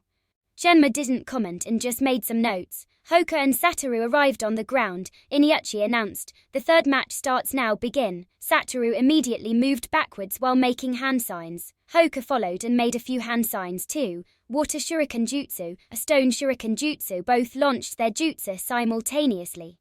Fujin and Miko were surprised. Hoka started with ninjutsu, really? Some water and stone shurikens clashed. The stone shurikens went through the water shurikens, dispersing them, but their momentum decreased. Hoka and Satoru dodged the remaining shurikens. Hoka immediately began closing distance, while Satoru once again moved back while making hand signs. Hoka sighed and made a hand sign too. Miko commented, "It looks like a game of tag." Fujin chuckled. Water jet jutsu, rock shield jutsu. The water jet hit the rock shield but it couldn't damage it. Water just bounced back from the rock. Satoru frowned. He made a few more hand signs. Water clone jutsu. 3 water clones appeared, and they began running towards the rock shield. Satoru wondered, why is he hiding behind the rock instead of chasing me? At that instant, he suddenly felt a pain in his left foot. He immediately jumped and looked down. Multiple rock thorns had appeared under him, almost looking like a bed. 2 of those thorns hit his foot, one of them making him bleed. Suddenly, the rock thorns launched themselves into the air at him. He panicked and immediately made hand signs to create a water wall below him. But a few rock thorns hit him before the water wall was formed. Even after it was formed, a few still made it through and hit him. He slowly fell down out of the way of the rock thorns. On landing, he winced. 8 rock thorns had stabbed him. None were lethal, but they hurt a lot. His water clones were confused about what to do. However, they decided to attack Hoka. However, on reaching, they noticed that Hoka wasn't behind the rock as soon as Satoru landed. 2 hands popped out of the ground and grabbed his legs. Headhunter jutsu immediately. He was buried underground, while Hoka appeared above the ground. Satoru yelled very loudly as he was being pulled underground. The thorns on him hit the ground. 3 of those horns couldn't go underground with him, which resulted in huge cuts before they were pushed out of his body. The pain made him lose control over his water clones, and they turned into water. Hoka was about to place 2 fingers in front of Satoru's forehead and ask him to quit. However, the yell filled with agony made him stop. Iniuchi immediately appeared and helped Satoru out of the ground. He had 3 6-inch long cuts, one on his chest, one near his abdomen, and one on his back, and there were still 5 more rock thorns embedded in him. Medics quickly rushed to the ground and took him away. Iniuchi announced, "Third match winner is Hyuga Hoka." The crowd, which was shocked by Satoru's yells, began cheering once again. Yumi and Kohoku watched with grim faces. They looked at Hoka and thought, he used the rock shield jutsu to block Satoru's line of sight and went underground. From there he used 2 jutsus to sneak attack and then dealt the final blow. During the second phase he barely used any ninjutsu. "We underestimated him," Fujin analyzed. "Damn, never expected him to win with ninjutsu, stone shuriken jutsu, rock shield jutsu, rock thorn bed jutsu, rock thorn launch jutsu, and headhunter jutsu. Winning against him might not be that easy anymore." That said, his speed of using jutsu isn't as fast as mine or Miko's. He just used the fact that the opponent was distracted by having to maintain a distance from him.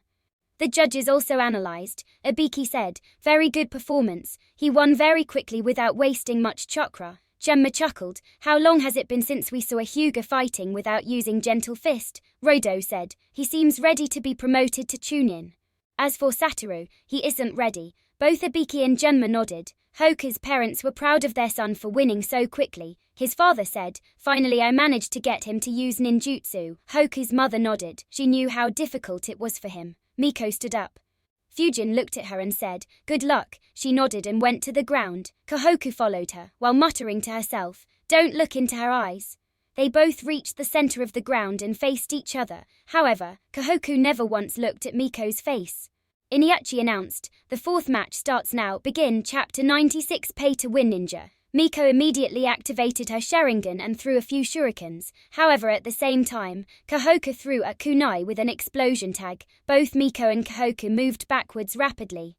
Miko frowned. She immediately ran around the smoke and ran towards her opponent. Having created distance, Kohoku immediately made a few hand signs. Hidden mist jutsu. As Miko moved forward, she noticed the mist thickening. She immediately made a few hand signs. Fireball jutsu. A fireball headed towards Kohoku, but she used water wall jutsu to block it. The fire ended up evaporating a lot of the water, making the mist even denser. Soon, Kohoku disappeared from her sight. Miko frowned again. Her Sharingan couldn't see through the mist at all. She moved away from the area where the mist was the thickest while thinking, I could really use a combination attack here. The mist covered half of the ground, including the woods, while Miko stayed away and thought about her next move. The judges were impressed by this move.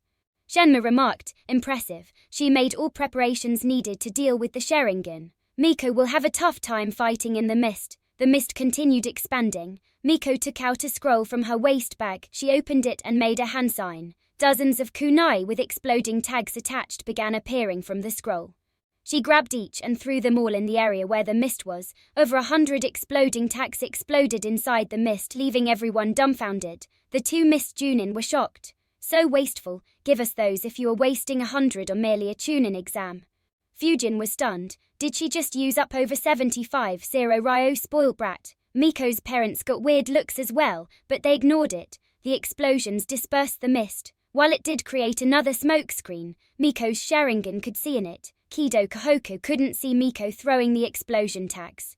She was dumbfounded when one explosion after another began happening inside the mist. 2 tags exploded close to her. One of them caused a few burns to her left forearm as she wasn't fast enough to get away. The explosions also left her ears ringing. Miko immediately moved through the smoke towards her opponent. Kohoku still hadn't recovered from the shock or the pain. On reaching her, she quickly made a few hand signs and used fireball jutsu from around 20 meters in front of her. Kohoku couldn't see or hear Miko, but she felt something coming at her. She immediately made a few hand signs. While making the hand signs, she finally saw the fireball moving rapidly towards her. As soon as the water wall began forming, she moved backwards. The firewall hit the water wall and exploded. The thin film of water wasn't enough to block the explosion. While moving backward, she heard something and looked to her right. A few shurikens were flying at her. After using fireball jutsu, Miko flickered to Kohoku's right side. The only way to dodge the shurikens was to jump, and Kohoku jumped intending to get on the branch of the tree behind her. Due to her jump, she barely managed to dodge the shuriken. However, she saw Miko suddenly clenching her fist and pulling it back. Her eyes widened. Some of the shurikens were tied to metal wire. When Miko pulled her hand back, those shurikens were pulled back. 2 wires wrapped around Kohoku's left leg, stopping her jump and making her fall down suddenly. Kohoku was about to fall on her face. She raised her hands in front of her by reflex to soften the impact of the fall. However, at the last moment, Miko pulled the wire towards herself. Due to this, Kohoku fell on both her hands and face and was dragged for a meter on the ground. It took her a couple of seconds to get up. Unfortunately, that was enough time for Miko to step on her back and hold a kunai against her throat. She said, "You have lost, give up." Kohoku unwillingly said, "I surrender." Iniuchi announced, "The 4th match winner is Yucha Miko." The spectators cheered loudly. Miko smirked and left. The Kiri Junins frowned. They had lost all 3 fights against Kanoha Jennings. The only winner they had from Kiri was Yumi, who fought against another Kiri Genin. One of the Junin assured the other, "Don't worry. Rentaro and Yumi should win the next matches. Then the Yucha girl will have to fight them both to win the tournament." The other Junin nodded. Ibiki sighed. "I thought we would get to see the hidden mist assassination technique today." Shenmue chuckled. "At least she won." Fredo nodded. "All of Renjuro's students are strong. The Chunin exam just seems to be a formality for them." Genma noted that Kiri Kunachi is good too. She came up with a good tactic to implement against the Sharingan. Ibiki rebuked him. Unfortunately, she had no response to her counter. While the counter was overwhelming, such incidents often happen during missions. If she gets overwhelmed, then both she and her team will be dead. Neither Raido nor Genma countered him. In the waiting room, Hoka said, "She is as overbearing as usual." Fujin nodded. "The ground is a mess. Should be helpful for your earth jutsus though." Hoka grinned and nodded. Rantaro looked at Fujin and got up. Fujin too stood up. Hoka seriously said, "Be careful, he looks strong." Fujin smirked and replied, "Don't worry, I'll win just as always." While Fujin said it softly, it was loud enough to be heard by everyone in the waiting room. Rantaro immediately lost his cool. He yelled, "Bastard, I'll beat you up." Fujin just smirked and ignored him, thinking, "Kid's so easy to rile up." He jumped down to the ground. Rantaro followed him. Seeing them heading to the ground, Genma commented, "This should be interesting. Among the 9 Jennings, their chakra reserves are the highest." Raido nodded. After hearing Tsume's praises for him, "I wonder how strong he is," after taking their positions. Iniuchi announced, "The last quarterfin starts now. Begin Chapter 97 Wind vs. Water." Immediately, Fujin threw a wind explosion jutsu at Rentaro. Rentaro muttered, "So predictable." He threw a kunai with an explosion tag attached. Both Rentaro and Fujin retreated. The explosion tag exploded, dispersing the wind explosion jutsu. While retreating, Rentaro released a massive amount of chakra. He made a few hand signs, water dragon jutsu. He expected Fujin to attack, but there was no attack. He wondered, what is he doing? The water dragon formed while the smoke screen by the explosion dispersed. However, Rentaro could no longer see Fujin. He got worried. Did this bastard escape into the ground? He immediately looked in the waiting room at Yumi, as soon as Yumi noticed him looking at her. She looked at the woods. Rentaro followed her eyes and looked at the woods. He noticed Fujin standing casually on one of the branches. Before the match began, Rentaro had requested Yumi to communicate to him where Fujin was if he hid underground or created a lot of clones. Yumi had agreed. Rentaro scowled. "When did this bastard run over there? It's fucking 100 meters away. I thought I was the one who needed to keep my distance from his sword, so why is he the one creating distance instead?" As soon as Fujin sensed Rentaro building up his chakra, Fujin flickered into the woods behind him. He looked at the water dragon. 10 meters long water dragon. Pretty impressive size for a water dragon jutsu. Looks like he poured 5% of his chakra into it. I kinda hoped he put more due to being riled up. Rentaro controlled the water dragon to fly towards Fujin. Its size began shrinking due to having to move such a long distance. Fujin raised his right hand and began making a giant wind explosion sphere. He smirked. Oh well, time to rile him even more, hopefully. He'll use an even bigger jutsu. He threw the giant wind explosion sphere at the water dragon's mouth. It exploded on impact, and the winds generated were enough to neutralize the jutsu. Ibiki smiled on seeing this. Impressive, neutralizing a rank B jutsu with a rank D jutsu, while disturbing his opponent's mental state. As Ibiki said, Rentaro looked very annoyed. Immediately, a massive chakra could be sensed from him by even ordinary people. Hoka and Miko activated their jutsus to watch Rentaro. Fujin smirked. "Hey, just as I thought." However, unlike what Fujin and most others thought, Rentaro hadn't lost his reasoning. He analyzed. "I practiced the whole month on how to engage you from a distance. Since you have voluntarily created distance, I don't have to worry about your sword." Rentaro made a few hand signs. Water release raging river flood jutsu. A massive amount of water appeared in front of him, rising to 20 meters in the air. All the Konoha ninjas were shocked. Genma commented, "That's a rank A jutsus. Is he just a genin?" Fujin was surprised as well. He wondered, who exactly is this guy? Did Kisame have a son? The water moved towards Fujin at a rapid speed. Anyone who saw it would feel like a tsunami is approaching. The wave was around 15 meters in height, and it was wide enough to cover all the trees inside the arena. 4 kunai appeared in Fujin's hands. At the same time, he began building up chakra. He threw the 4 kunai at equal distances from each other. They hit the wave 5 meters from the ground and exploded. The explosions broke the momentum of the wave, but it still kept approaching Fujin. Fujin made a hand sign while pretending that he needed to make a hand sign. Wind release great breakthrough jutsu. Fujin supercharged his jutsu with 3% of his maximum chakra. It created massive and incredibly strong winds. They halted the wave and even reversed its flow to an extent.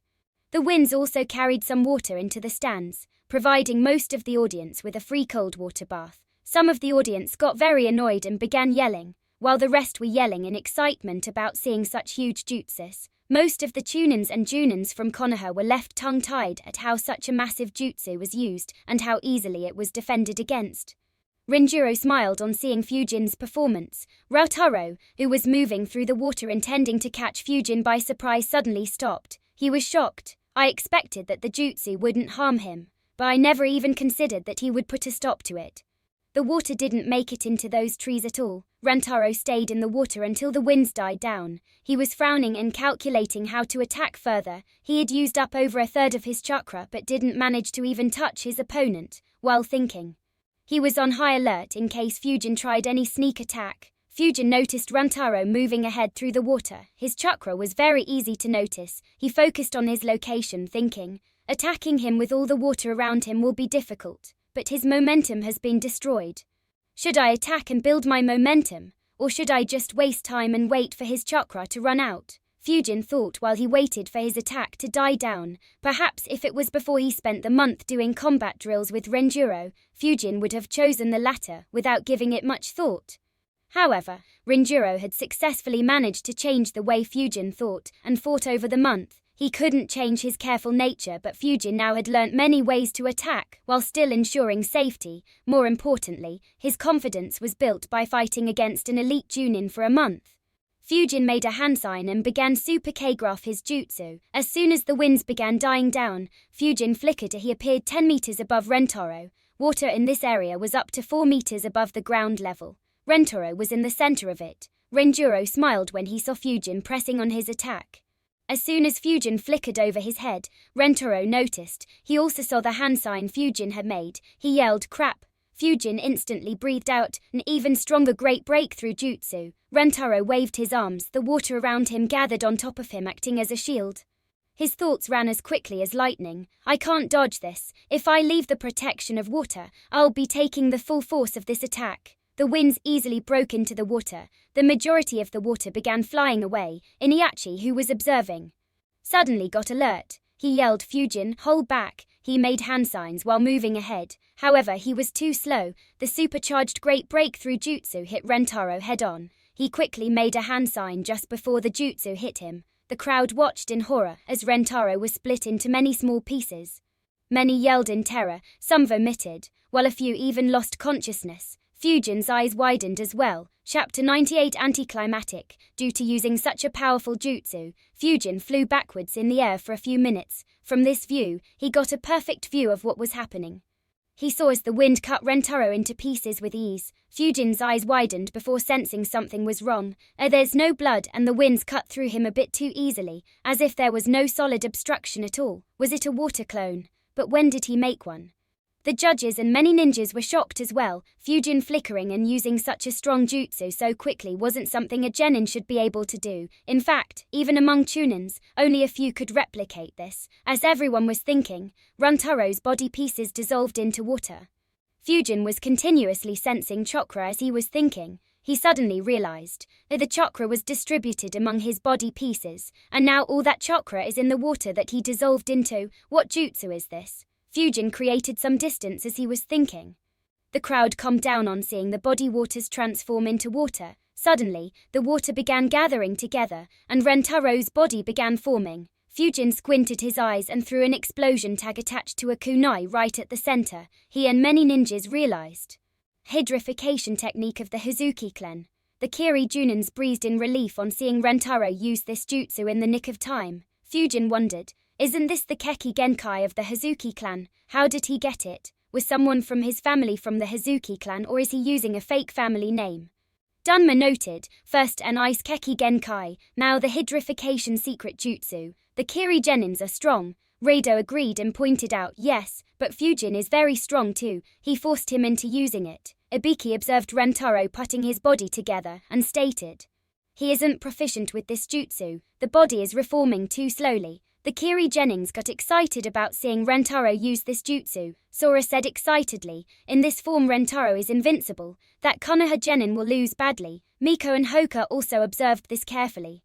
Especially Miko, who might have to fight him if Fujin loses. As Rentaro's body was reforming, the explosion tag reached it and exploded, dispersing the water again. However, soon it began reforming once again. Fujin grabbed another kunai with an explosion tag and wondered, isn't his speed too slow? If I recall correctly, Sugetsu was able to liquefy some parts of his body and not be helpless unless a lightning jutsu was used. He threw the kunai, and it dispersed once again. The process was repeated 3 more times. The ninjas, who knew about the hydrification technique and were excited to see it in action, were dumbfounded, especially the Kiri Junins and Genins. They saw one of their strongest secret jutsu be dismantled by cheap explosion tags. Of course, if Rentaro was stronger or had better control over the secret technique, then the hydrification technique wouldn't be neutralized so easily. However, this fact didn't reduce their humiliation. Miko looked at Sora and asked, is this what you call invincible in your village? Sora's face went red with shame.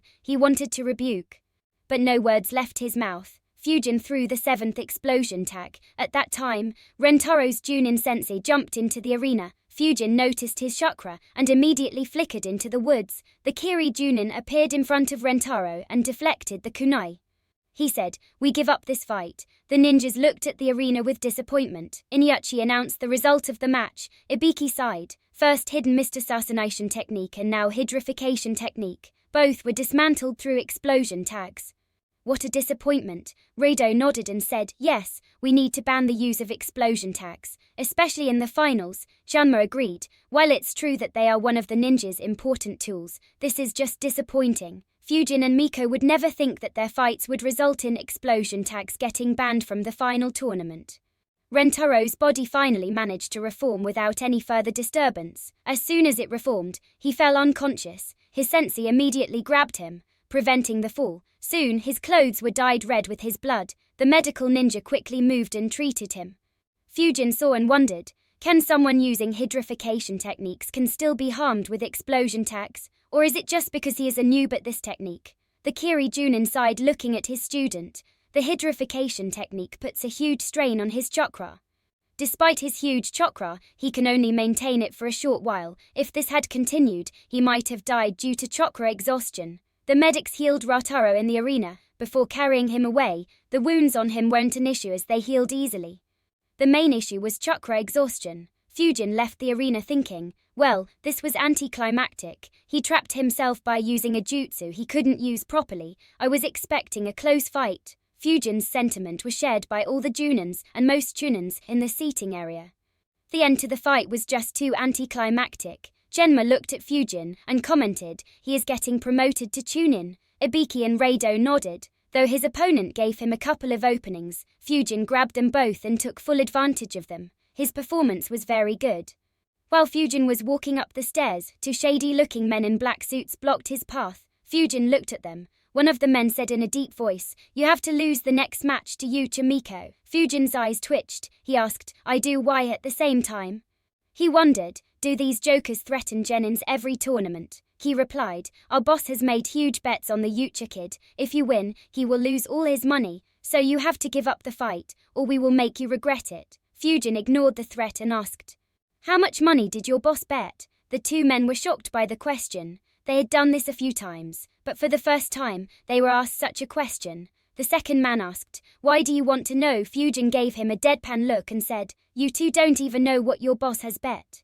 And still came here to threaten me." Hearing Fujin's tone angered them, but they controlled it as Fujin seemed reasonable. The first man replied, "He bet 20 million ryo on the Yucha girl." Fujin thought for a moment and said, "I see." He looked at them and said, "Give me 4 million ryo and I'll give up the fight." This left them both tongue-tied. Both cursed him. The second man said, "Asshole, you think a brat like you can take money from us?" Fujin replied in a neutral voice, "If I win, your boss would lose 20 million ryo. I'm not even asking for half. Do you think your boss will let you go if I win?" This pushed them over the line. Both immediately grabbed their kunai and threatened Fujin. "If you don't agree, then we will make you incapable of fighting in the tournament. We were ninjas in the land of grass. A brat like you is easy prey for us." Fujin sighed and said, "All right, I'll give up the fight." This made them relax. They put their kunais back while smirking and saying, "Finally you realize your pla." However, at that instant, winds flew. Both the men had their throats cut. Many cuts appeared on their bodies. They dropped their kunai. They were about to scream when Fujin grabbed their faces and slammed their head on the stairs. They both lost consciousness. Fujin bent down and began checking their clothes while muttering, "How do idiots like them exist? Didn't they see my 2 matches?" He grabbed both their wallets. There were 80,000 ryo in them. There were also a couple of scrolls on them. He took them all and put them into his own scrolls. Fujin left the stairs and looked around. He noticed a Nucha police officer and an ambu in the stand. He thought, so whom to report to? After a few seconds, he decided to report to the ambu analyzing. "Those two attacked me so that Miko would win. While I don't think they would go easy on them for that reason, it is a possibility. If he has Sharingans, then he could make them spill all the beans. And if they tell about how much money they had, it's possible that the Yucha might ask me about it. As for the Ambu, I doubt they would be so focused on what they had and instead focus more on the act. Even if they do, it'll be a long time, and those thugs would assume that the Ambu confiscated their belongings." Having decided, Fujin flickered in front of him. The Ambu ninja was surprised to see Fujin. Fujin waved his hands and said, "Hello, Ambu-san. A couple of former ninjas from the Land of Grass attacked me on the stairs and were injured. Can you check on them and take the necessary actions?" The Ambu ninja was surprised. He asked, "Why did they attack you?" Fujin replied, "Not sure, but they were talking about their boss placing some bets." The Ambu ninja understood and nodded. He said, "Good work. I'll apprehend them." He flickered. He would arrest those two and send them to the TI department to torture them till they confessed who their boss was. Once they confessed, they were tortured even more for their crime. Their boss was arrested as well and all his businesses were seized by Konoha. Fujin, unaware of the tragedy his self-defense caused, went back into the waiting room. There was a half an hour's break before the semi-finals began. Hoka, Fujin and Miko meditated. Yumi was a bit tense. She thought, "We started this tournament with 6 Kiri ninjas and only 3 from Konoha. Now all 5 from our village, except me, have lost." Chapter 99, the 4th Keki Genkai. After the break, Hoka and Yumi were called down. Both took their stances. Hoka activated his Byakugan, while Yumi's eyes began glowing. Having seen all her comrades getting hit by sneak attacks, she would focus her chakra in her eyes and see chakra in the entire fight. The Kiri Junins watched nervously. If they lost even this fight, then they would have lost all the fights against Konoha. It would be a huge blow to their reputation. Iniachi announced, "The first semi-final starts now, begin." As soon as he announced, Hoka rushed forward while making hand signs. Yumi retreated while making hand signs as well. Stone Shuriken Jutsu, Water Wall Jutsu. The stone shurikens were blocked by the water wall. As soon as the stone shuriken jutsu ended, Yumi made a few more hand signs. The water wall transformed into water shurikens and rained at Hoka's position. Hoka made a hand seal and slammed his hands on the ground. A rock shield jutsu. The rock shield blocked all the water shurikens heading towards him. While the rock shield was blocking, Hoka went underground to sneak attack Yumi, however with his Byakugan. He saw that Yumi was staring at his exact position underground. He frowned. "I won't be able to sneak attack her if her eyes keep seeing my chakra." After a moment of hesitation, Hoka decided to attack. He made a few hand signs. Rock Thorn Bed Jutsu. Yumi, having seen him underground, was on guard. She quickly moved away. Using Rockthorn Launch Jutsu would be pointless, so Hoka used more Rockthorn Bed Jutsus. He used them 12 times consecutively, and even used Rockthorn Launch Jutsu once to block her retreat. Seeing her dodging without being able to counterattack, Hoka smirked. "Great, 2 more and she will be in range." Yumi, while dodging consistently, thought, "He is trying to get me closer to his position. He must be planning to use Hyugai-Tai Jutsu on me." Hoka used Rockthorn Bed Jutsu once again, but Yumi dodged in a manner that he didn't predict. He frowned and used 3 more, and finally had Yumi where he wanted. He grinned and came out of the underground. He was just a few meters from her. 8 trigrams, 16 palms. At the same time, Yumi made a few quick hand signs. Hoka saw them but still proceeded. He released some chakra from his right palm, thinking, "I'll block her water jutsu with my right hand and keep attacking her." Unfortunately, his plans were made on the wrong assumption. Having prepared her jutsu, Yumi blew out steam towards Hoka. Steam released scalding hot steam. Hot steam appeared in front of Hoka and enveloped him. His right palm was protected by chakra, but the rest of his arm and soon his body came in contact with very hot steam. His entire body was scalded, even his eyes were hurt.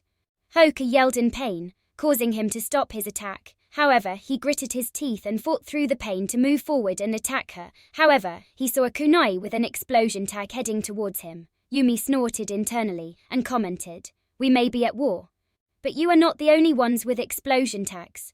The steam release once again surprised the audience. Fujin and Miko were surprised too. Fujin wondered, "Steam release? Is she related to Mai somehow?" He looked at Hoka and thought, "Hoka will have it tough. With the steam release she can ensure that Hoka won't be able to fight in close range at all, and he can't sneak attack her thanks to her eyes, so it will be a long-range ninjutsu fight, and ninjutsu isn't Hoka's strength despite the improvements." Hoka quickly moved sideways and barely escaped the explosion. However, the explosion tossed dust into his burned body, causing him even more pain. As soon as he moved, Yumi appeared next to him and blew more hot steam on him. Hoka flickered backwards while making a hand sign. He slammed his hand on the ground. All the rock thorns in the area get launched. Most are launched in the air, but a few get launched on Yumi. She quickly made hand signs. Water armor jutsued. Water armor appeared around her, which blocked all the rock thorns heading towards her. Hoka waited for the jutsu to end and flickered behind her as soon as the last rock thorn hit her armor. He placed a hand on her water armor and released chakra through his palm. A hole appeared in the armor. He attempted to use gentle fist through that hole, but Yumi just abandoned the water armor and moved in the opposite direction. Hoka followed her, but she once again blew hot steam on him. Having expected it, he moved away, but the steam still burned him more. Both finally moved away from each other, observing their opponent. Yumi stood still. Her breathing was slightly heavy but steady. She was entirely focused on Hoka, keeping an eye for any tricks he might pull.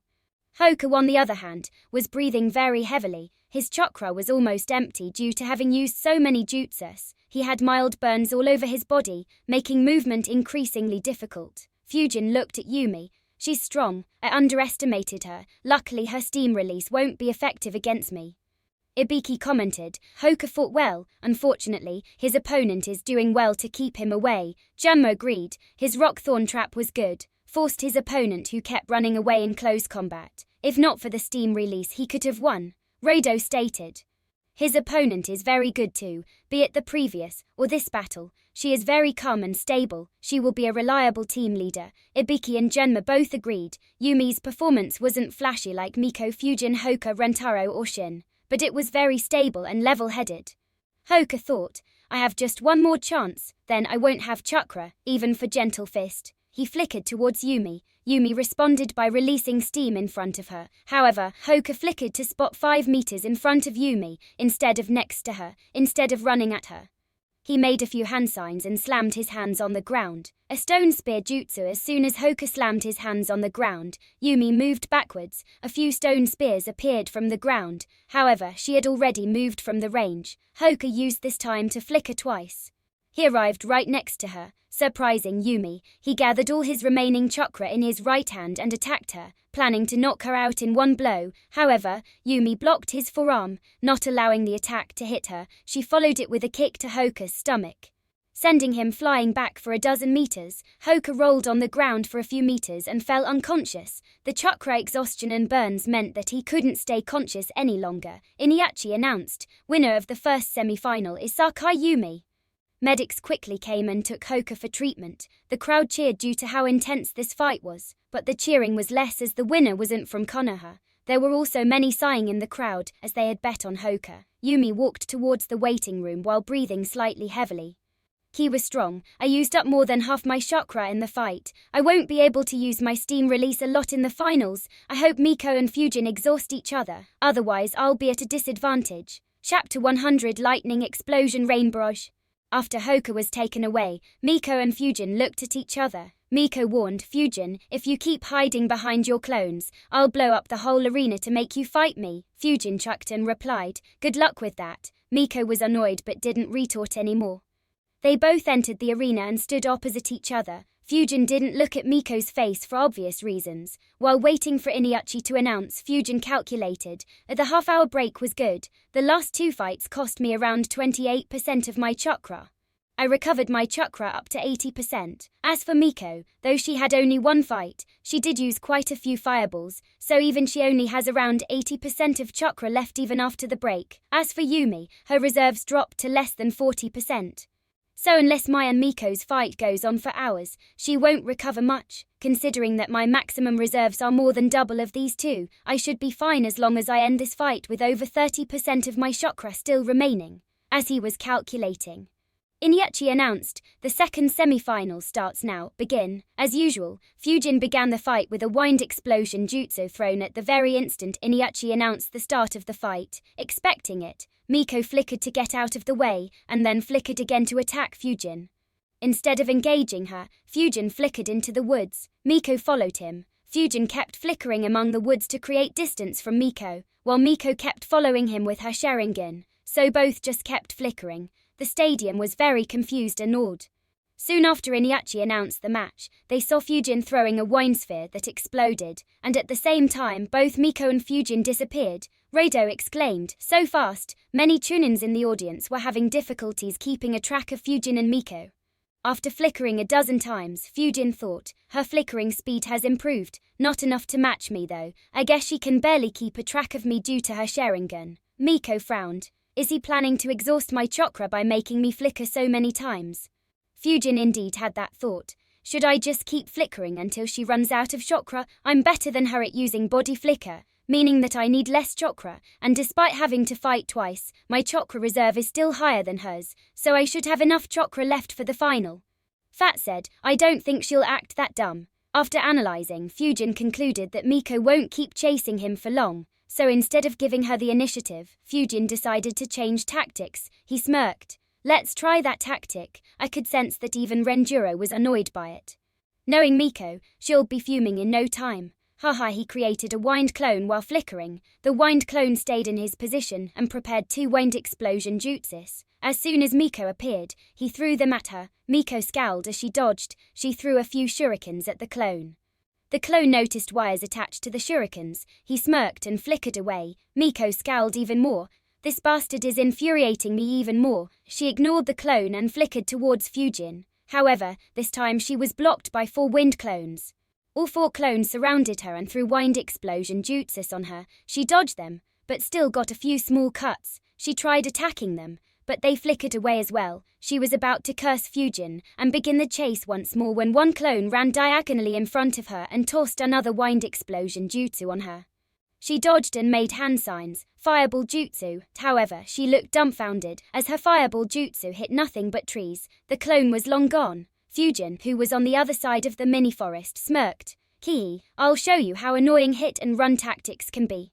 I developed this tactic while fighting Renjiro to get some respite from non-stop beatings. Granted, the principle is based on the guerrilla warfare and hit-run tactics by mobile army units from my previous life, but that tactic combined with ninja's speed and accuracy can be so deadly and annoying.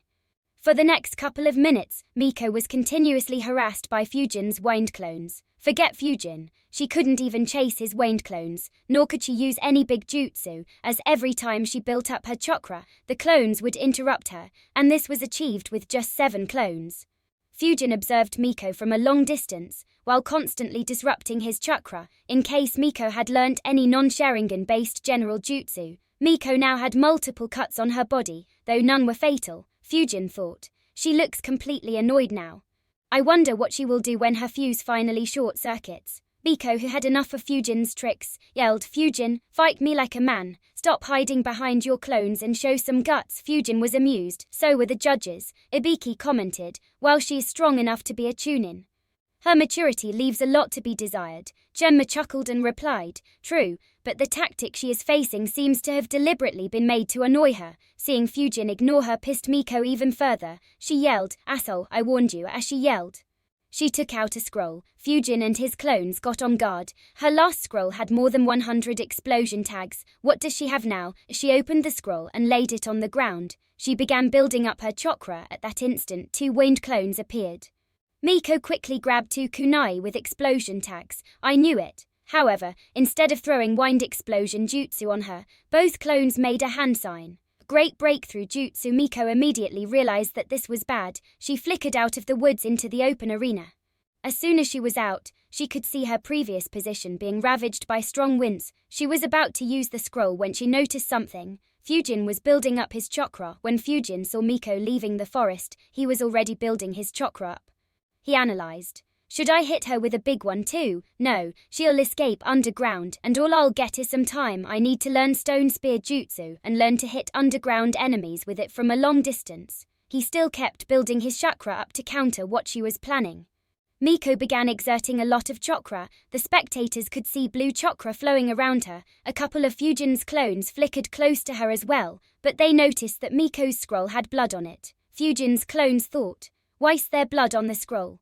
Wait, did she put it there when flickering? And what exactly is in that scroll that she needs to use her blood and so much chakra? Miko ignored Fujin's clones and slammed her right hand on the scroll, sending her chakra into it. Fujin, who was observing from the woods, was shocked. Her chakra dropped by more than half. The clones ignored her actions and launched wind explosion jutsus on her, but she threw the kunais with explosion tags at them to disperse the jutsu. While this exchange took place, Fujin, his clones that were in the woods, the judges and the spectators were all shocked. There were 250 kanonis with explosion tags summoned above the arena, and they all seemed to have electricity flowing through them. Hiruzuna's eye twitched. The lighting explosion rain barrage jutsu of Yucha clan. Do they need to use it in the Chunin exam? Fujin was shocked. What the heck is this, and why do those kunai look like they have been charged with lightning chakra? Miko doesn't have an affinity to lightning nature. Miko quickly made a few hand signs while dodging Fujin's clones. Lightning explosion rain barrage jutsu, expecting the kunais to rain down on him. Fujin looked up and made a hand sign. Great breakthrough jutsu. This jutsu was supercharged with 10% of his chakra. Very strong winds were generated at the same time. The kunais began raining down at a very fast speed. Many kunai were knocked off course slightly, but many managed to pierce into the great breakthrough jutsu and maintain their course. Fujin had expected it, so he had already created a hand sign and went underground. As soon as Fujin went underground, 3 wind clones appeared above him. They all made a hand sign. Spinning Shield of Wind Jutsu, a triple-layered defense with Spinning Shield of Wind Jutsu appeared above them. Meanwhile, Fujin kept going underground. To a depth of 50 meters, the kunais rained down on the arena. Fujin's wind clones, who were engaging Miko, couldn't dodge and were hit by the explosions. They were dispelled. The remaining 3 clones managed to block a dozen kunais before one managed to pierce through their triple-layered defense and exploded. All 3 were dispelled. However, they had done their job by ensuring that no kunai went underground. The other parts of the arena didn't have any protection, so the kunais kept falling. Since they were charged with lightning, they managed to pierce a few meters into the ground before exploding. When the barrage had ended, the entire ground of the arena was overturned. Not a single tree remained. Dust covered the entire arena.